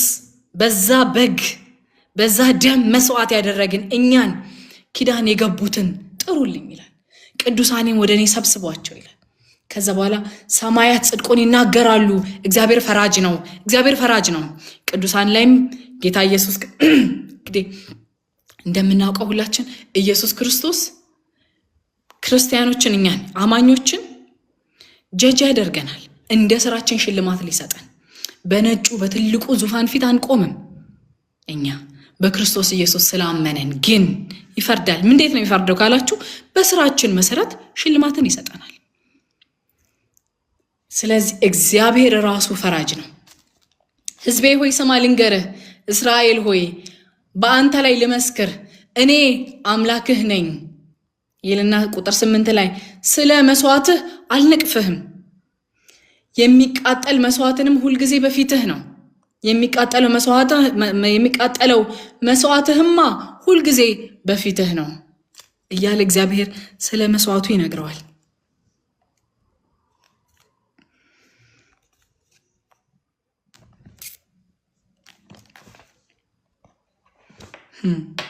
እግዚአብሔር ይናገራል ቁጥር 7 ላይ ስለ መስዋዕትህ ስለ መባህ አልወቅስህም። ሲጀመር የመስዋዕትን ስርዓት የሰጠውክ እኔ አይደለው? ያዘዝኩህስ እኔ አይደለው? የእስራኤል ህዝብ ለመሰላችሁ እግዚአብሔር እንደዚህ የሚለው የእስራኤል ህዝብ ከእግዚአብሔር ጋር ካላቸው ፐርሰናል ሪሌሽንሺፕ በላይ በስነ ስርዓቱ ወይንም ደግሞ በዚህ በመስዋዕቱ ስርዓት ተጠምደው ሲያይ እግዚአብሔር እኔ ይውላችሁ ልንገራችሁ አለና ስለ መስዋዕትህ አልነቅፍህም፣ የሚቃጠል መስዋዕትህማ ሁሉ ጊዜ በፊትህ ነው። እኔ ግን ኮርማህን ከበረት ፍየሎችን ከጎረኖ የምፈልግ አይደለሁም። የዱር አራዊት ሁሉ በሺህ ተራሮች ላይ ያለው እንስሳ ሁሉ የኔ ነው። በየተራራው ያለው ወፍ ሁሉ አውቃለሁኝ። በሜዳ ላይ የሚገኘውን ተንቀሳቃሽ ፍጡር ሁሉ የኔ ነው። ብራብ ላንተ አልነግርህም። ዓለምና በውስጧ ያለው ሁሉ የኔ ነው። ለመሆኑ እኔ የኮርማን ስጋ እበላለሁ? የፍየልንስ ደም እጠጣለሁ? ለእግዚአብሔር የምስጋና መስዋዕትን አቅርቡ፣ ለልዑልም ስዕለትን ስጥ። በመከራ ጊዜ ወደ እኔ ጩህ፣ አድንህም አለው፣ አንተም ታከብረኛለህ ይላል። እግዚአብሔር የሚፈልገው ይሄንን ነው። እግዚአብሔር ከመስዋዕቱ አይደለም ጉዳዩ፣ ከስርዓቱ አይደለም ጉዳዩ። እግዚአብሔር ጉዳዩ ከኛ ልብ ጋር ነው። ከኛ ጋር ፐርሰናል የሆነ ሪሌሽንሺፕ እግዚአብሔር ይፈልጋል። እነዚህ እስራኤላውያኖች በአንድም በሌላም ነገር ተይዘው ሪቹዋሉ ላይ ወይንም ስርዓቱ ላይ ነበረ ፎከሳቸው የነበረው። እግዚአብሔር ግን እኔ ኮርማውን አይደለም የምፈልገው፣ እኔ የኮርማውን ስጋ በላለሁ ደሙን ጠጣለሁ እያለ እግዚአብሔር ይናገራል። እሱን አይደለም የሚፈልገው እግዚአብሔር የሚፈልገው ፐርሰናል የሆነ ሪሌሽንሺፕ ነው ከህዝቡ ጋር። እግዚአብሔር የሚፈልገው ከህዝቡ ጋር ፐርሰናል የሆነ ሪሌሽንሺፕ ነው። አሁንም በዚህ ዘመን እንዴት ነው ካላችሁ ያለ ፍቅር የሆነን አገልግሎት እግዚአብሔር ያለ ፍቅር ያለ መነካት የሆነን ቸርች መሄድ እንደ ልማድ አድርገን የምናደርጋቸው ነገሮች እስቲ ቆም ብለን እንየው። ለምሮ ቸርች የምንሄደው ልማድ ሆኖብን ወይስ እግዚአብሔር ናፍቆን ነው? ምን ለምን እንደምንሄደው?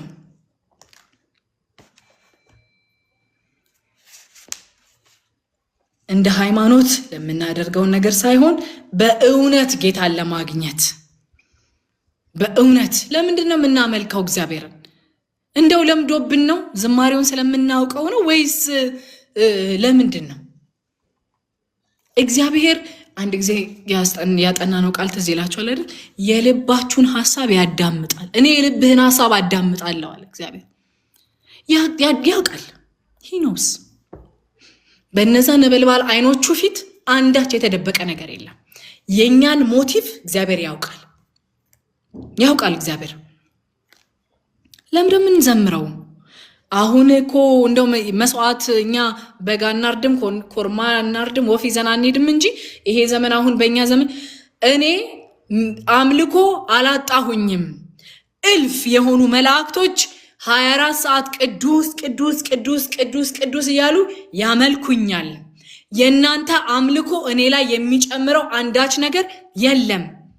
የናንተ አገልግሎት እኔ ላይ የሚጨምረው አንዳች ነገር የለም እያላቸው እኮ ነው። የለም። እኛ ስናመልከው እግዚአብሔር ላይ እግዚአብሔርነት አይጨመርለትም።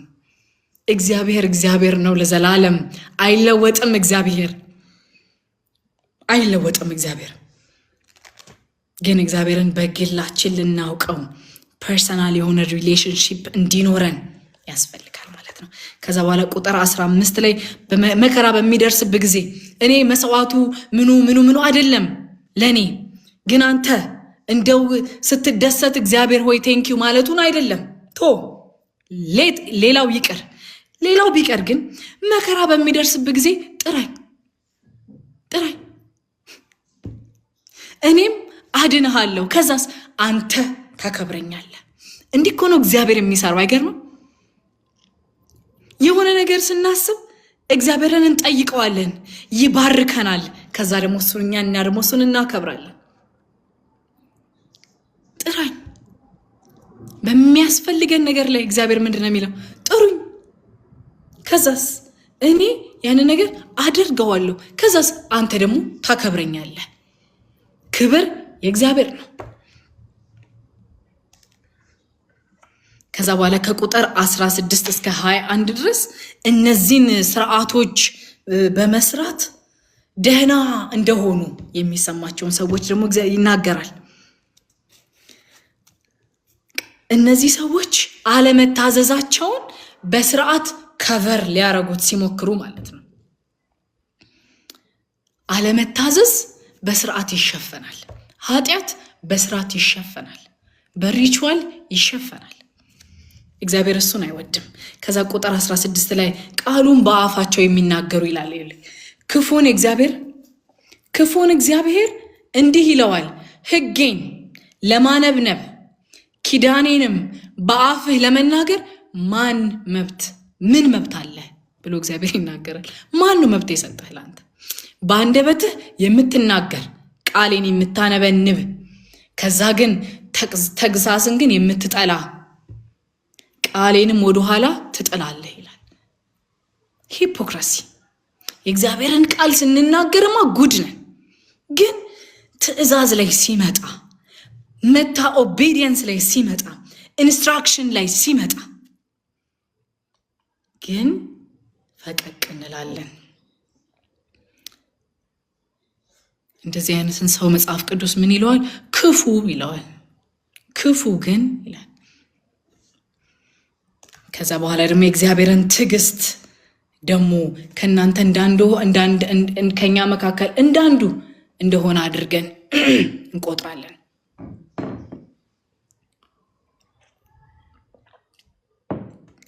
የእግዚአብሔርን ትዕግስት በኃጢአት ላይ ፈጥኖ አለመፍረድን ከኃጢአት ጋር እንደተስማማ ጎ አሄድ እንዳለን አድርገን እናስባለን።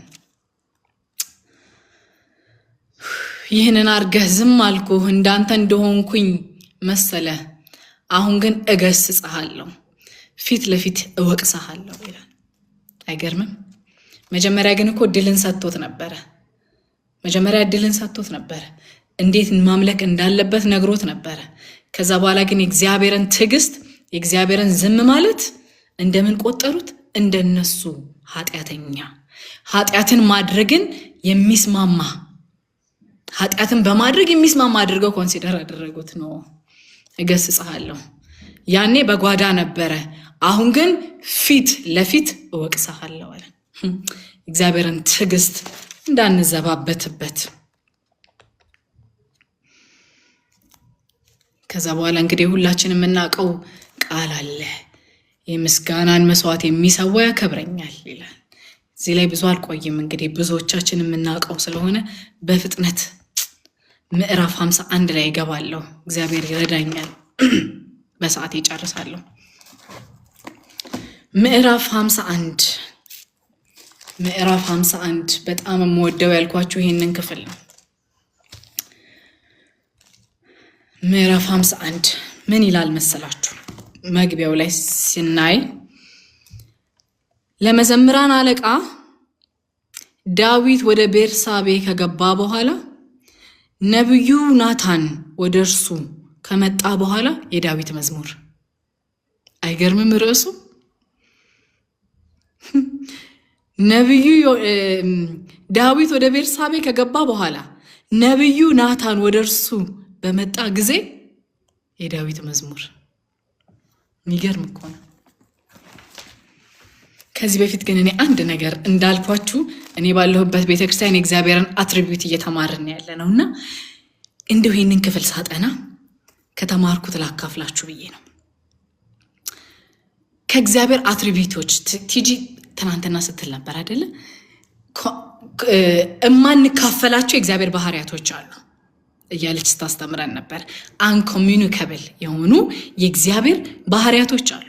ከዛ መካከል አንዱ ምንድን ነው ካላችሁኝ በሁሉ ቦታ መገኘቱ ነው። እግዚአብሔር በሁሉ ቦታ ይገኛል። መቼ? አንዴ ሲገኝ እግዚአብሔር በሁሉ ቦታ አለ። አይወሰንም። እግዚአብሔር በቦታ አይወሰንም። በስፔስ እዚህ ጋር ነው ያለው ብለን በስፔስ የምንወስነው አምላክ አይደለም እግዚአብሔር። ኤርሚያስ 23 ምዕራፍ 23 ቁጥር 23 ላይ እንደዚህ ይላል፣ እኔ የቅርብ አምላክ እንጂ የሩቅ አምላክ አይደለሁም አለሁኝ። ሰው በስውር ቢሸሸግ እኔ አላየውም? ምን ሰማይና ምድር የሞላው እኔ አይደለሁም ይላል እግዚአብሔር። አይገርምም? እግዚአብሔር ፊት የሚሸሸግ ነገር የለም። መዝሙር 139 ምዕራፍ 7 ቁጥር 10 ላይ በቃ ይናገራል። መንገዳችንን ቀድመህ አወክ ይለዋል እግዚአብሔር። ለምን ሲባል እግዚአብሔር በሁሉ ቦታ ላይ ስላለ ማለት ነው። ከዛ በኋላ ወረድ ሲል እዚህ መዝሙር 139 ላይ ከመንፈስህ ወዴት እሄዳለሁ? ወደ ሰማይ ቦታ አንተ በዚያ አለክ፣ ወደ ሲኦል ብሄድም አንተ በዚያው አለ ይላል። እግዚአብሔር አለ በሁሉ ቦታ ላይ እግዚአብሔር አለ። እግዚአብሔር እንዴት ነው ያለው ሲባል በሁለት መንገድ ነው ያለው። አሁን በእኛና በእኔና በእናንተ መካከልም እግዚአብሔር አለ። አንድም ሁለትም ሆናችሁ በስሜ ብትሰበሰቡ እግዚአብሔር አለ። እንዴት ነው ያለው ስንል በባርኮቱ አለ ከኛ ጋር። እግዚአብሔር እየባረከን አለ ከኛ ጋር። በሲኦልስ እንዴት ነው እግዚአብሔር ያለው? እግዚአብሔር የሌለበት ቦታ የለማ። ሲኦል ላይ ግን በፍርድ ነው ያለው እግዚአብሔር። አሞጽ ምዕራፍ 9 ላይ ቁጥር 1 ላይ የሚሸሽ አያመልጥም ይላል፣ የሚያመልጥም አይድንም ይላል። ማላነበው ጥቅሱን ከጊዜ ጋር ፈጠን ለማለት ነው። እታች ፖስት ያደርጉላቸዋል። አሞጽ ምዕራፍ 9 ቁጥር 1 ከ1 እስከ 4 ላይ ማለት ነው። የሚሸሽ አያመልጥም፣ የሚያመልጥም ደግሞ አይድንም ይላል። ወዳጆቼ የእግዚአብሔር አይን በክፋት ወደኛ አትምጣ፣ በእውነት በመባረክ ወደኛ ትምጣ። በጀጅመንት እግዚአብሔር ወደኛ አይምጣብን። እግዚአብሔር በእውነት እርሱ ሁሉን ያውቃል፣ በሁሉ ቦታ ይገኛል፣ ሁሉን ያውቃል። ሁሉን የሚያውቀው ማነግሮት ነው? ማንም ሳይነግረው፣ ማንም ኢንፎርም ሳያደርገው እግዚአብሔር ሁሉን ያውቃል። እኔ የማልፍበትን ህይወት እኔ ሳልነግረው እግዚአብሔር ያውቃል። እንዴት አወቀ? አወቀ ያለ መረጃ ያውቃል። የበፊቱን ያውቃል፣ ያሁኑን ያውቃል፣ ከዛ ደግሞ ሊሆን ያለውንም ያውቃል። ወዳጆቼ እንኳን እሱ አይደለም በመካከል ያለውን ያውቃል። እኔ አሁን ጌታን ባላገኝ ኖሮ ምን እንደምሆን እግዚአብሔር ያውቃል። በመካከል ያለችውን ሚድል ጋፕ እግዚአብሔር ያውቃል። እግዚአብሔር ሁሉን ያውቃል።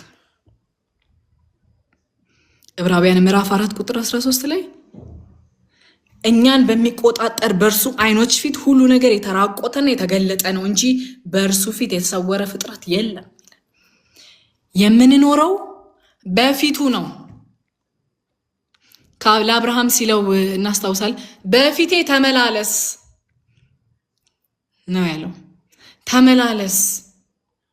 መንፈሳዊ ብስለት የሚለው የዶክተር ማሙሻ መጽሐፍ ኮራም ዲዮ ነው የሚለው አለ። ይሄ በፊቴ ተመላለስ፣ ኮራም ማለት ፊት ነው አለ። ዲዮ ማለት እግዚአብሔር ነው። በፊቴ ተመላለስ። ስትኖር፣ ስትገባ፣ ስትወጣ በፊቴ ተመላለስ። የምንኖረው ወዳጆች በእግዚአብሔር ፊት ነው። ምንም ሚስጥር የሚባል ነገር የለም። እኔ ብቻዬን ነው ይሄን ነገር የማውቀው፣ እኔና ገሌነን የምናውቀው የሚባል ነገር የለም። ፋንታሲ ነው። እግዚአብሔር ያውቃል። እግዚአብሔር የማያውቀው ነገር የለም። ከዛ በኋላ እንግዲህ ምዕራፍ 51ን ስናይ እግዚአብሔር ሆይ ይላል ዳዊት፣ እንደ ቸርነትህ መጠን ምሕረት አድርግልኝ፣ እንደ ርኅራኄም ብዛት መተላለፌን ደምስስ ያለ እግዚአብሔርን ይጠይቃል። በሰራው ኃጢአት ወደ በንስሐ ሲመለስ ነው የምናየው። በዚህ ክፍል ላይ ስለ እውነተኛ ንስሐ ነው በዚህ ክፍል ላይ የምናየው። እውነተኛ ንስሐ ወደ ቅድስና የምንሄድበት መንገድ ነው። ያለ ቅድስና እግዚአብሔርን ማየት ስለማንችል ማለት ነው። ንስሐ ህይወታችንን ጸጸት የሌለበት በጎ ህሊና እንዲኖረን ያደርጋል። ንስሐ ያለ ፍርሃት ያለ ድንጋጤ እንድንኖር ያደርጋል ንስሐ ወዳጆቼ። ከዛ በኋላ ያልዳኑ ሰዎች ብቻ አይደሉም ንስሐ የሚያስፈልጋቸው፣ የዳንን እኛ በእውነት ከዘላለም ሞት አምልጠን የዘላለም ህይወት ውስጥ የገባን እኛ በዕለት ተዕለት ህይወታችን እንተላለፋለን። መተላለፎች ያጋጥሙናል። ግን በእግዚአብሔር ፊት ንስሐን መግባት፣ አቅጣጫን መቀየር ጥበብ ነው። ሁለተኛ ሳሙኤል ምዕራፍ 11 እና 12 ላይ ነው እንግዲህ ይሄ ታሪክ ያለው። ዳዊት እንግዲህ የሰራውን ታውቃላችሁ። በዛ ላይ ምንድን ያደረገው? ዳዊት ከቤርሳቤ ጋር ዝሙትን ሰርቷል። 1 ሰው አስገድሏል። 2 ከዛስ ለ1 ዓመት እና ከዛ በላይ ለሚሆን ጊዜ ኃጢአትን ሸሽጓል። ልጅ ተወልዶ ተረግዞ ተወልዶ በዚህ መካከል ንስሐ አልገባም ዳዊት፣ ኃጢአትን ሸሽጓል። ከዛ በኋላ ደግሞ ልቡን አጠንክሯል በንስሐ ላይ ማለት ነው። ነብዩ መጥቶ ሲነግረው ግን አቅጣጫ መቀየር እንዳለበት ገባውና አላሰበም። በቃ ንስሐ ገባ ማለት ነው። ከዛ በኋላ በጣም ያለው ነገር በጣም ልቤን ይነካኛል። ሁል ጊዜም እግዚአብሔር ሆይ ለኔ ምህረት የምታደርግልኝ አለ እንደ ቸርነትህና እንደ ምህረትህ መጠን፣ እንደ ምህረትህ መጠን፣ እንዳለህ ምህረት መጠን፣ አንተ እንዳለህ ምህረት መጠን። አንድ ታሪክ ትዝ አለኝ፣ ከዚህ ጋር አይገናኝም በእርግጥ ግን አንድ ንጉስ፣ ከዚህ በፊት ነገርያችሁ ሊሆን ይችላል አላውቅም። አንድ ንጉስ አደን ይሄዳል፣ ከጓደኞቹ ጋር ሆኖ አደን ይሄዳል እና ከአደን ሲመለሱ አንድ ምስኪን ሰው ዳቦ ግዛልኝ ብሎ ይለምነዋል። ይሄንን ሰው ሲለምነው ወደ ኪሱ ገባና የወርቅ ሳንቲሞችን አውጥቶ ሰጠው። ሲሰጠው አብሮት የነበረው ጀነራል ምን ማለት ነው ንጉሥ ሆይ? ይሄ ሰውዬ ጠየቀህ አንድ ዳቦ ነው፣ አንተ ግን የሰጠኸው ይሄ ሁሉ የወርቅ ሳንቲሞችን ነው ሲለው፣ እኔ የምሰጠው እንደ ባለጠግነቴ መጠን ነው። እኔ የምሰጠው እንደ ባለጠግነቴ መጠን ነው እንጂ እንደ አንተ አይምሮ ውስጥ እንዳለው አይደለም። ዳዊት እንደዛ ነው ያለው። አይገርምም? እንደ ባለጠግነትህ መጠን፣ እንደ ባለጠግነትህ መጠን ምህረትንና ቸርነትን ስጠኝ። ርህራሄ በርህራሄ ብዛት ዘላለማዊ በሆነው ምህረትህ፣ ዘላለማዊ በሆነው ፍቅርክ በሱ ምህረትን አድርግልኝ ብሎ እግዚአብሔርን ሲለምነው እናያለን። ከዛ በኋላ ደግሞ አምኖ የተፈጠረውን ነገር አካውንተብል ሆኖ ይቅር በለኝ፣ ስለ ታላቁ ምህረት ብለህ ኃጢአቴን ደምስስልኝ። እራሱን ሊያብራራ አልፈለገም ዳዊት። ቤርሳቤ እኮ እኔ ሰገነት ላይ ሆኜ እሷ ራቆቷን ስትታጠብ ምናምን ብሎ ዲፋይን ሊያረገው አልፈለገም የሰራውን ስህተት። በቃ እኔ አምናለሁኝ፣ በእጠበኝ፣ ከኃጢአቴም አንጻኝ፣ መተላለፌን አውቃለሁኝ፣ ኃጢአቴም ዘውትር በፊቴ ናት እያለ የተፈጠረውን ነገር አካውንተብል ሆኖ ይቅርታን ሲጠይቀው እናያለን። በዚህ ክፍል ላይ አንድ እንድናየው የምፈልገው አንድ ነገር አለ። ኃጢአቴን አስወግድልኝ ይላል፣ እጠበኝ እያለ ይናገራል። መተላለፌን ደምስስ እያለ ይናገራል። ቆላስያስ ምዕራፍ 2 ቁጥር 14 ላይ እኛ የኃጢአት ባይዘዌ ደብተር መዝገብ ነበረን፣ የኃጢአት መዝገብ፣ የሚወራረድ የኃጢአት መዝገብ ነበረን። 2:14 ላይ ጌታ ኢየሱስ ክርስቶስ በደሙ ያንን መዝገብ እንዳስወገደ ሲጻረረንና ሲቃወመን የነበረ የዕዳ ጽሕፈት ነበረን። እኛ ግን ጥርግ በቃ ይሄ እንዴት ነው ዋይት ቦርድ ላይ ከዚህ በፊትም ተናግሬዋለሁ። ዋይት ቦርድ ላይ ተጽፎ የሆነ ነገር ጥርግ እንደሚደረገው እንደዛ እግዚአብሔር ኃጢአታችንን ዋይፕን ያደረገው ባይዘዌ ጥርግን ያደረገው ድጋሚ ሲታይ ይሄ ነገር ድጋሚ ተጽፎበት እስከማይመስል ድረስ ኃጢአትን ሰርቼ የማቅ እስከማይመስል ድረስ በክርስቶስ ኢየሱስ ኃጢአታችን ተደምስሶልናል።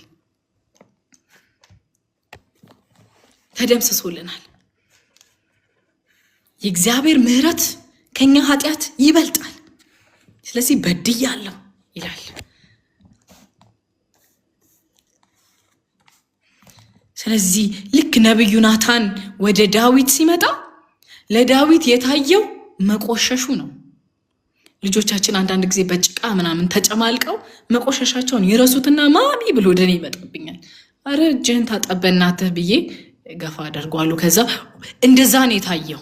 በነብዩ ናታን መምጣት ዳዊት ምን ታየው ካልሽኝ 1 ዓመት ሙሉ እኮ ሲኖር ነበር እኮ ይሄ ሰውዬ ንጉስ ነበር፣ ይገዛ ነበር፣ ህዝቡን ያወጣና ያስገባ ነበር እኮ። በነብዩ ናታን መምጣት ግን እንዴት እጁ እንደቆሸሸ፣ እንዴት በኃጢአት እንደተጨማለቀ ታየ። ከዛ በኋላ መተላለፌን ደምስስ። መተላለፍ የሚያሳየው እግዚአብሔር ካሰመረልን መስመር መውጣትን ነው ባይዘው እግዚአብሔር ያሰመረልን ላይን አለ። ከዛ ላይን ስንወጣ መተላለፍ ይባላል። እሱን ደምስስልኝ ኃጢአቴን እያለ ይናገራል። የኃጢአቴን ብዛት ዘውትር እገነዘባለሁኝ። አይኖ አመሲነር አይ ኒድ ሄልፕ፣ እርዳታ ግን ፈልጋለሁ፣ እጠበኝ እያለ ይናገራል ዳዊት። እኛ እንደ ዳዊት ላንዘሙት እንችላለን፣ ሰው ላንገድል እንችላለን፣ ግን ኃጢአትን ግን ልንሸሽግ እንችላለን።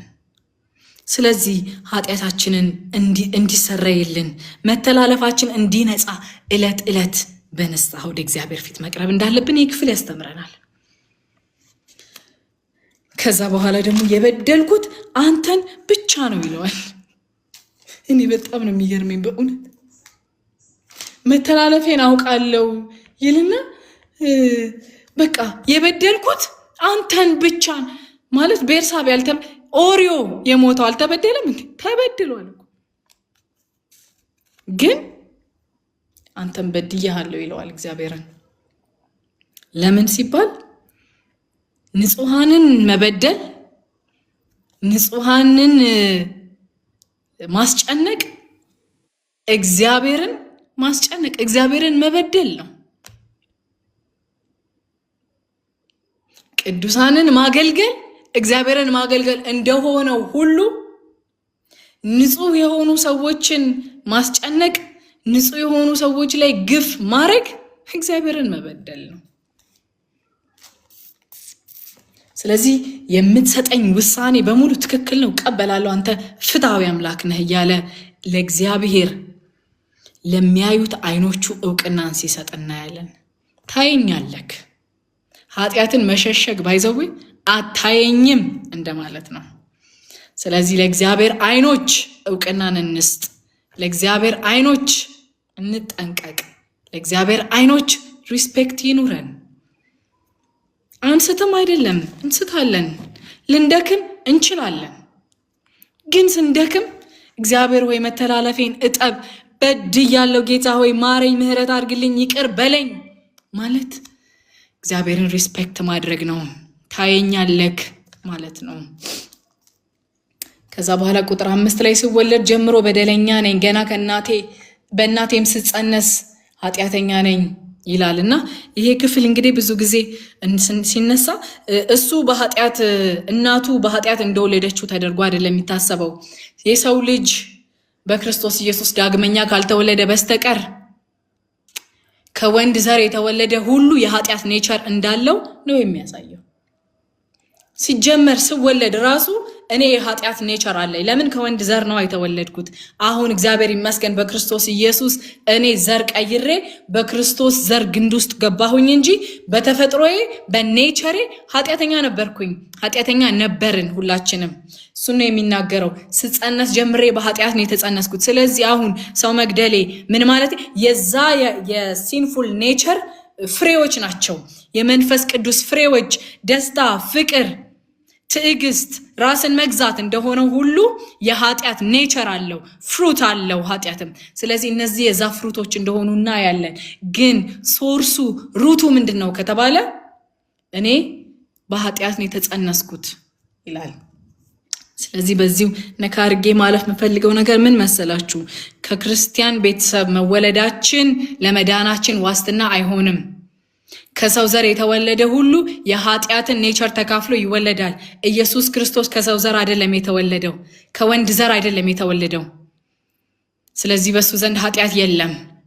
ስለዚህ ልጆቻችን እድሜያቸው ሲደርስ ጌታን መቀበል አለባቸው የሚለውን ነገር በዚሁ ተናግሬ ማለፍ ስለምፈልግ ነው። ከዛ ከ7 እስከ 9 ድረስ እንደዚህ ይላል። በሂሶጵ እርጨኝ እኔም እነጻለሁ፣ እጠበኝ ከበረዶ ይልቅ ነጭ እሆናለሁ፣ ደስታና ሐሴትን አሰማኝ ይለዋል። ከዛ ይሄ ሂሶጵ የሚለው እንግዲህ ዘሁልቁ ዘጸአት 12:22 ላይ እንዲሁም ዘሁልቁ 19:18 ላይ የምናየው ነው። ካህኑ ውሃና ደምን ወደ ህዝቡ የሚረጭበት ቅጠል እንደሆነ አይተናል። ያ ቅጠል ውሃ ሲረጭባቸው፣ ደም ሲረጭባቸው እንደ ነጹ ተደርጎ ይታሰባል። ስለዚህ በሂሶጵ እርጨኝ እነጻለሁ ይላል።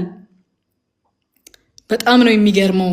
እዚህ ጋር ዳዊት በሂሶጵ እርጨኝ፣ መርጨት የማን ተግባር ነው? የካህኑ ተግባር ነው። አንተ እግዚአብሔር ራስህ ለኔ ካህን ሁንና በሂሶጵህ እርጨኝ ብሎ የኢየሱስ ክርስቶስን ክህነት በዚህ ላይ ይናገራል። ኢየሱስ ክርስቶስ ነው የኛ ካህን። በሂሶጵ የሚረጨን፣ በደሙ የሚረጨን ያጠበን ኢየሱስ ክርስቶስ ነው። በሂሶጵ እርጨኝ፣ የሚረጭ ካህን ላክልኝ አይደለም የሚለው። አንተ ራስህ በሂሶጵ እርጨኝ እኔም እነጻለሁ፣ ከኃጢአቴ የተነሳ መንችኬ አልቀርም እያለው እኮ ነው። እነጻለሁ፣ አልመነችክም፣ እነጻለሁ። በቃ ባጠብከኝ ጊዜ እነጻለሁ። ጌታ ሆይ በእውነት አንመነችክም። በፊት ያለፍንባቸው በጣም ብዙ ቆሻሻ ታሪኮች ሊኖሩን ይችላሉ። ግን ወደ ኢየሱስ ክርስቶስ ስንመጣ በሱ ደም ስንታጠብ ኖ ሞር ያ የኛ ታሪክ አይሆንም። አዲስ እንደ በረዶ ነው ነጭ የምንሆነው። እኔም እነጻለሁ፣ ጠበኝ ከበረዶ ይልቅ እነጻለሁ፣ ሐሴትና ደስታና ሐሴትን አሰማኝ ይልና ቁጥር 8 ላይ እንደዚህ ይላል። ሪስቶሬሽንን ነው እየጠየቀ ያለው በዚህ ክፍል ላይ። ሃሌሉያ 8 ላይ እንደዚህ ይላል፣ ያደቀካቸውን የሰበርካቸውን አጥንቶቼን ሐሴትንና ደስታን አሰማኝ፣ ያደቀካት አጥንቴ ደስ ይበላት ይላል። ይህንን ክፍል ሳጠና አንድ በጣም ልቤን ነካኝ። አንድ ታሪክ አገኘሁኝ፣ እሱን ላካፍላችሁ። በእረኛና በበግ ታውቁት ይሆናል ብዙዎቻችሁ። በእረኛና በበግ መካከል አንዲት በግ በጣም ከእረኛው ቁጥጥር ውጪ ስትሆን አልሰማ ስትል ስታስቸግር እረኛው ሆን ብሎ ይሰብራታል፣ ያደቃታል አጥንቷን። ከዛ በኋላ ሪቦንድ ያደርጋሉ። በዛ ሂሊንግ ፕሮሰስ ውስጥ አጥንቶቿን ሲያክምላት እንድትጠነክር እንድትበረታ ሲያደርጋት ያ የተሰበረውን ሆን ብሎ ራሱ የሰበረውን አጥንት ማለት ነው ራሱ ያክምላታል። በዛ መካከል ግን ምን ይሆናል ካላችሁ በጓና እረኛው ሪቦንድ ያደርጋሉ። ድምፁን ሞር ታውቀዋለች፣ ሽታውን ሞር ታውቀዋለች። ከዛ በኋላ ከእረኛው ስራ አትጠፋም። ስለማታውቀው ነው ለካ የምትቅበዘበዘው፣ ስለማታውቀው ነው የምታስቸግረው። ከዛ ያመጣና ቀሽ አድርጎ እዛው ያስቀምጣታል። በዛ መካከል ሪቦንድ ያደርጋሉ፣ በደንብ ይተዋወቃሉ። የፈወሰኝ እሱ ነው፣ ያዳነኝ እሱ ነው ያለች። ከዛ በኋላ አድነኝና ደግሞ ሐሴትና ደስታን አሰማኝ ይላል። ከዛ ቁጥር 10 ላይ እንደዚህ ይላል፣ ቶሎ እያልኩኝ ነው። እጠበኝ ብቻ ሳይሆን ደግሞ አዲስን ልብ ደግሞ ፍጠርልኝ ይላል። እጠበኝ፣ አንጻኝ፣ እሺ፣ ከዛስ አዲስን ልብ ፍጠርልኝ። አምላኬ ሆይ ንጹህን ልብ ፍጠርልኝ ይላል። ፍጠርልኝ የሚለው ቃል ይሄ ቃል ባራ የሚል ትርጉም አለው። ምን ማለት ነው? ከዘፍጥረት 1 ላይ እግዚአብሔር ሰማይና ምድር ፈጠረ የሚለው ቃል ጋር ተመሳሳይ ነው የሚሆነው። ተመሳሳይ ነው። ከየት ነው የሚፈጥረው? ከምንም ፍሮም ኖዌር እግዚአብሔር ሰማይና ምድርን እንደፈጠረ ፍሮም ኖዌር የኔን ልብ ያ የታጠበውን የዛገውን አዲስን ልብ ፍጠርልኝ። ፍሮም ኖዌር እግዚአብሔር መፍጠር ይችልበታል፣ ያውቅበታል። አዲስን ልብ ፍጠርልኝ ይለዋል። በውስጤም ቀና የሆነውን መንፈስ በውስጤ አድስ ይለዋል። የጸና መንፈስን ስጠኝ ይለዋል። ከዛ ደግሞ ንጹህ ልብ ከመተላለፋችን መንጻታችን እንደገና ንጹህ ልብ ተሰጠን። ከዛስ የጸና መንፈስ የተሰጠንን ልብ እንዳይቆሽሽ አድርጎ አጽንቶ የሚያስኬድ የጸና መንፈስ ደግሞ ያስፈልጋል። ቀና የሆነውን መንፈስ ደግሞ በውስጤ አድስ። ያኗ በቤቱ ኪፕ የሚያደርገኝ ያኗ በመውጣት በመግባቴ የታጠብኩትን እኔ መተላለፍ የተደመሰሰልኝን እኔ የሚያጸናኝ ምንድን ነው? የሚያጸና መንፈስ እግዚአብሔር ይሰጠናል። የቀናውን መንፈስ እግዚአብሔር ይሰጠናል። ያ ልባችን መልሶ እንዳይቆሽሽ ያ እዛ መተላለፍ ውስጥ መልሰን እንዳንገባ ስለሚያስፈልግ ማለት ነው። የጸና መንፈስን ስጠኝ ይላል። በዛው ልብ እንድንቀጥል በእግዚአብሔር ህይወታችን ዋስትና ማለት ነው። ከዛ በኋላ ደግሞ እሺ ኃጢአቴ ተደመሰሰ፣ አዲስ ልብ ተፈጠረልኝ፣ የሚያነጻ መንፈስ ተሰጠኝ። ይሄ ሁሉ ተሰጥቶብኝ ግን አንተ አትሂድ። ሃሌሉያ ቅዱሱ መንፈስህን ከኔ ላይ አትውሰድብኝ ይለዋል። እፈልግሃለሁ፣ አንተን ማንነትህን ደግሞ እኔ እፈልገዋለሁ። አሁን እውነት ነው፣ ከኃጢአት ከመተላለፌ ነጽቻለሁ፣ አዲስ ልብ ተሰጥቶኛል፣ የሚያጸና እግዚአብሔር መንፈስም ተሰጥቶኛል። ከሁሉ በላይ ግን አይወሰድብኝ፣ ቅዱሱ መንፈስህ አይወሰድብኝ፣ ፈልገዋለሁ ይላል ዳዊት። በእውነት እንዴት የሚገርም ነው! ይሄ እኮ እንደዚህ ሲል እኮ ዳዊት መንፈስ ቅዱስ እኮ በውስጡ የለም። ለምታውቁት በብሉይ ኪዳን ያሉ ሰዎች የመንፈስ ቅዱስ ማደሪያ አይደሉም። ፎር ስፔሲፊክ ሪዝን መንፈስ ቅዱስ ይመጣና ከነሱ ጋር አንዳች ነገርን አድርጎ ተመልሶ ይሄዳል። መኖር አይችልም ነበረ። ለምን ሲባል የኃጢአት ኔቸር ውስጥ ስላለ፣ እግዚአብሔር ደግሞ ቅዱስ ስለሆነ ከኃጢአት ጋር ትብብር ስለሌለው በዛ ውስጥ መኖር አይችልም። ሃሌሉያ!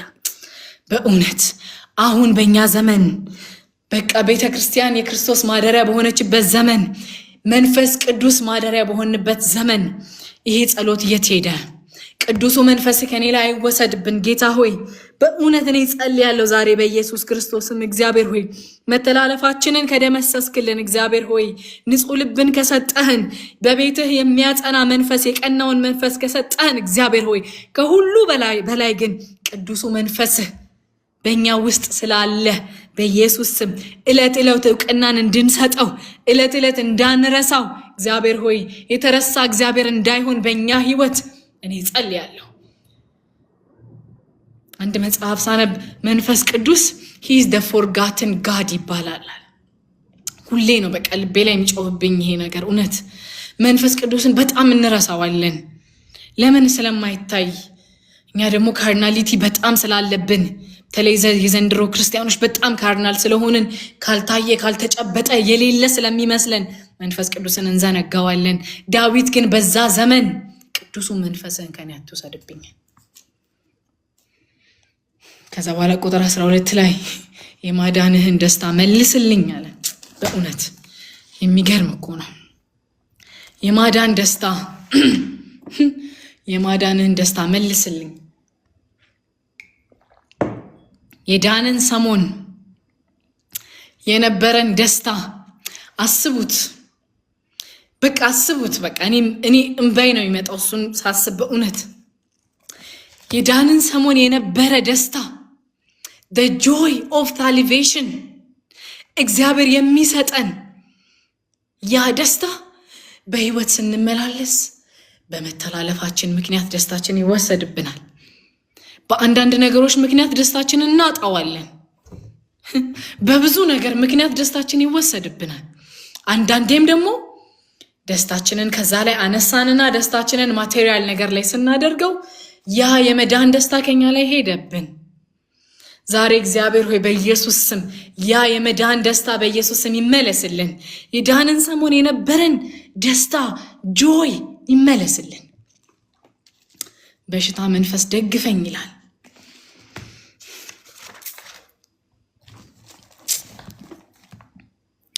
ሰዓቴ በጣም እየሄደ ነው። ከዛ በኋላ ቁጥር 17 ላይ እግዚአብሔር መስዋዕትን ብትወድ ኖሮ አለ ባቀረብኩልህ ነበረ። እኔ ንጉስ ዳዊት አንተ የምትፈልገው መስዋዕት ቢሆን ኖሮ የምትፈልገውን ነገር በሰጠውክ ነበረ አለ። ግን እግዚአብሔር የሚቀበለው መስዋዕት ምን አይነት መሰላችሁ? የተሰበረ መንፈስ እና የተዋረደን ልብ ግን አንተ አትንቅም አለ። የተሰበረን መንፈስ ማለት የሚመለስ የማይኩራራ እኔ አልችልም I can't የሚል መንፈስን እግዚአብሔር ይፈልጋል። የተሰበረ መንፈስ የተዋረደን ልብ እግዚአብሔር ይፈልጋል። መስዋዕት የሚቃጠልን መስዋዕት ቢሆን ኖሮ እኔ ሁሉን ሰጠህ ነበረ፣ ደስም አያሰኝህም። አንተን ግን ደስ የሚያሰኝህ ተዋረደ መንፈስ እንደሆነ በዚህ ክፍል ላይ እናያለን ማለት ነው። ቁጥር 52 ላይ አልፋለሁ። ቁጥር 52 በጣም ትንሽ ስለሆነ ብዙ አልቆይም እዛ ላይ። ቁጥር 52 እንግዲህ የክፉዎችን ዕጣ ፈንታ ነው የሚናገረው። ቁጥር 52 አይኑ ሁላችሁም ቁጥር 51 ላይ ስቲክ እንዳደረጋችሁ አውቃለሁ። እኔም ከዛ መንፈስ ባልወጣ በጣም ደስ ይለኝ ነበር። ግን ቁጥር 52ን በጣም ድንቅ የጥበብ መጽሐፍ ነው። ምን ይላል መሰላችሁ? የክፉዎች ዕጣ ፈንታ ይላል። ቅድም ካነሳውላችሁ መጀመሪያ ካነሳ ነው ከመዝሙር 49 ጋር በጣም የሚመሳሰል ክፍል ነውና ምንድነው መሰላችሁ? ይሄ ለመዘምራን አለቃ ኤዶማዊ ዶይቅ ታስታውስታላችሁ። ይሄን ሰው ወደ ሳኦል መጥቶ ዳዊትም ወደ አቢሜሌክ ቤት መጥቷል ብሎ በነገረው ጊዜ ይሄንን ክፍል ታስታውሳላችሁ። እንግዲህ ይሄ ኤዶማዊ ዶይቅ ዳዊት በአቢሜሌክ ቤት እንደነበረና አቢሜሌክም የሚያስፈልገውን ነገር ሰጥቶት የጎልያድንም ጦር ሰጥቶ እንደላከው ሄዶ ለሳኦል ሲነግረው የአቢሜሌክን ቤት በሙሉ አምጧቸው፣ ቤተሰቦች በሙሉ ቲጂ በደንብ አስተምራናል። አስታውሰዋለሁ፣ ቀኑን ሁላ የለበሰችውን ልብስ ላስታውሳለሁ። የሚገርማችሁ የዚህን ቀን አስመጣቸው አለ የአቢሜሌክን ሰዓት ስለሌለኝ ነው ማላነበው። አስመጣቸው፣ ታሪኩን እንደዚሁ ነግራቸዋለሁ። አስመጣቸው። ከዛ በኋላ እናንተ ለምን እንደዚህ ያደረጋችሁ?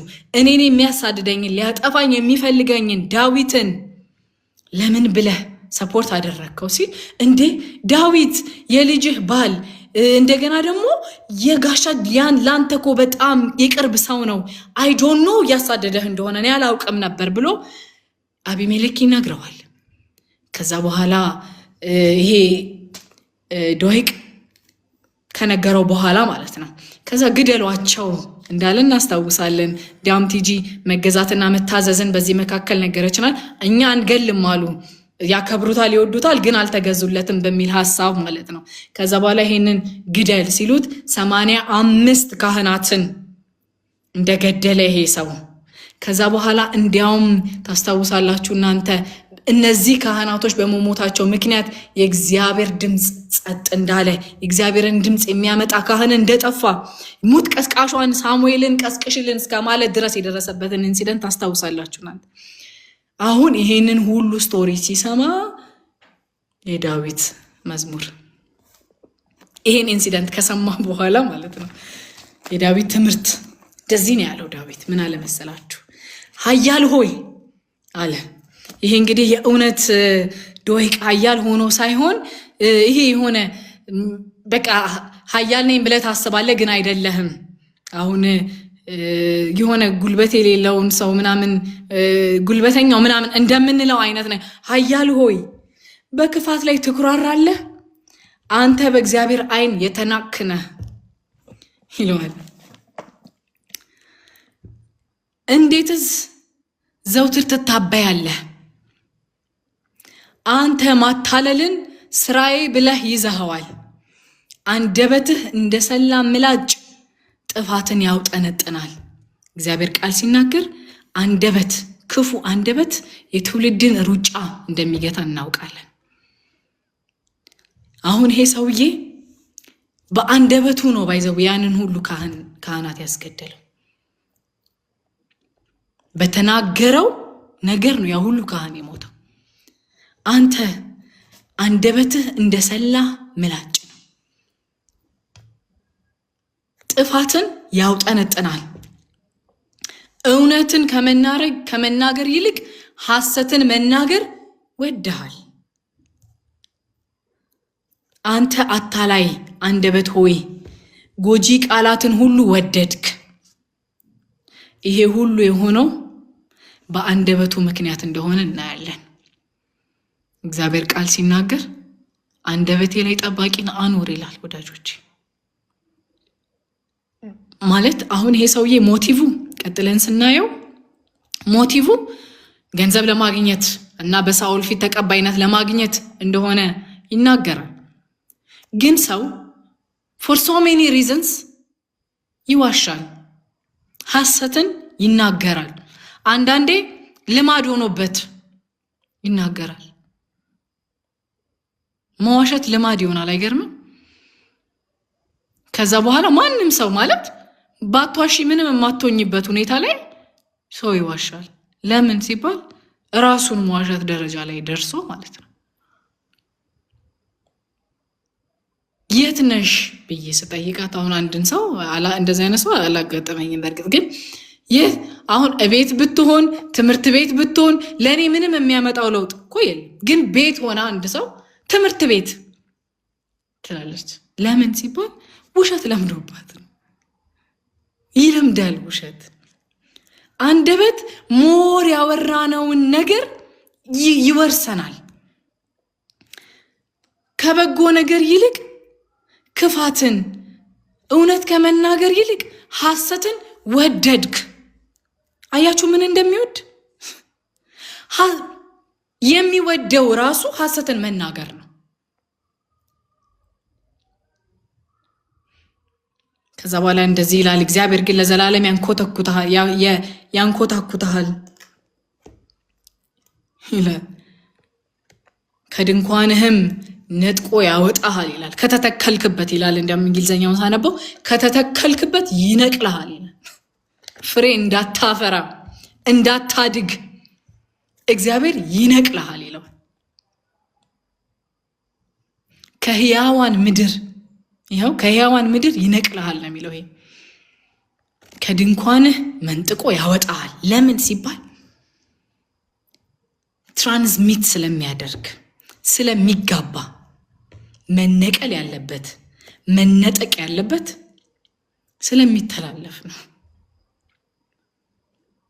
ከማን ጋር ነው ጊዜያችንን እያሳለፍን ያለ ነው? በእውነት ይነቀል። በቃ ዛሬ ይነቀል። ይሄ ክፉ ካለ ይነቀል። እንደ ቀል ማለት የሆነ ትልቅ ኃጢአት ማይመስል ግን ሰውን በጣም አጉል የሚያደርግ ነገር ነው ውሸት። አንደበታችንን እንድንጠብቅ እግዚአብሔር ይርዳን።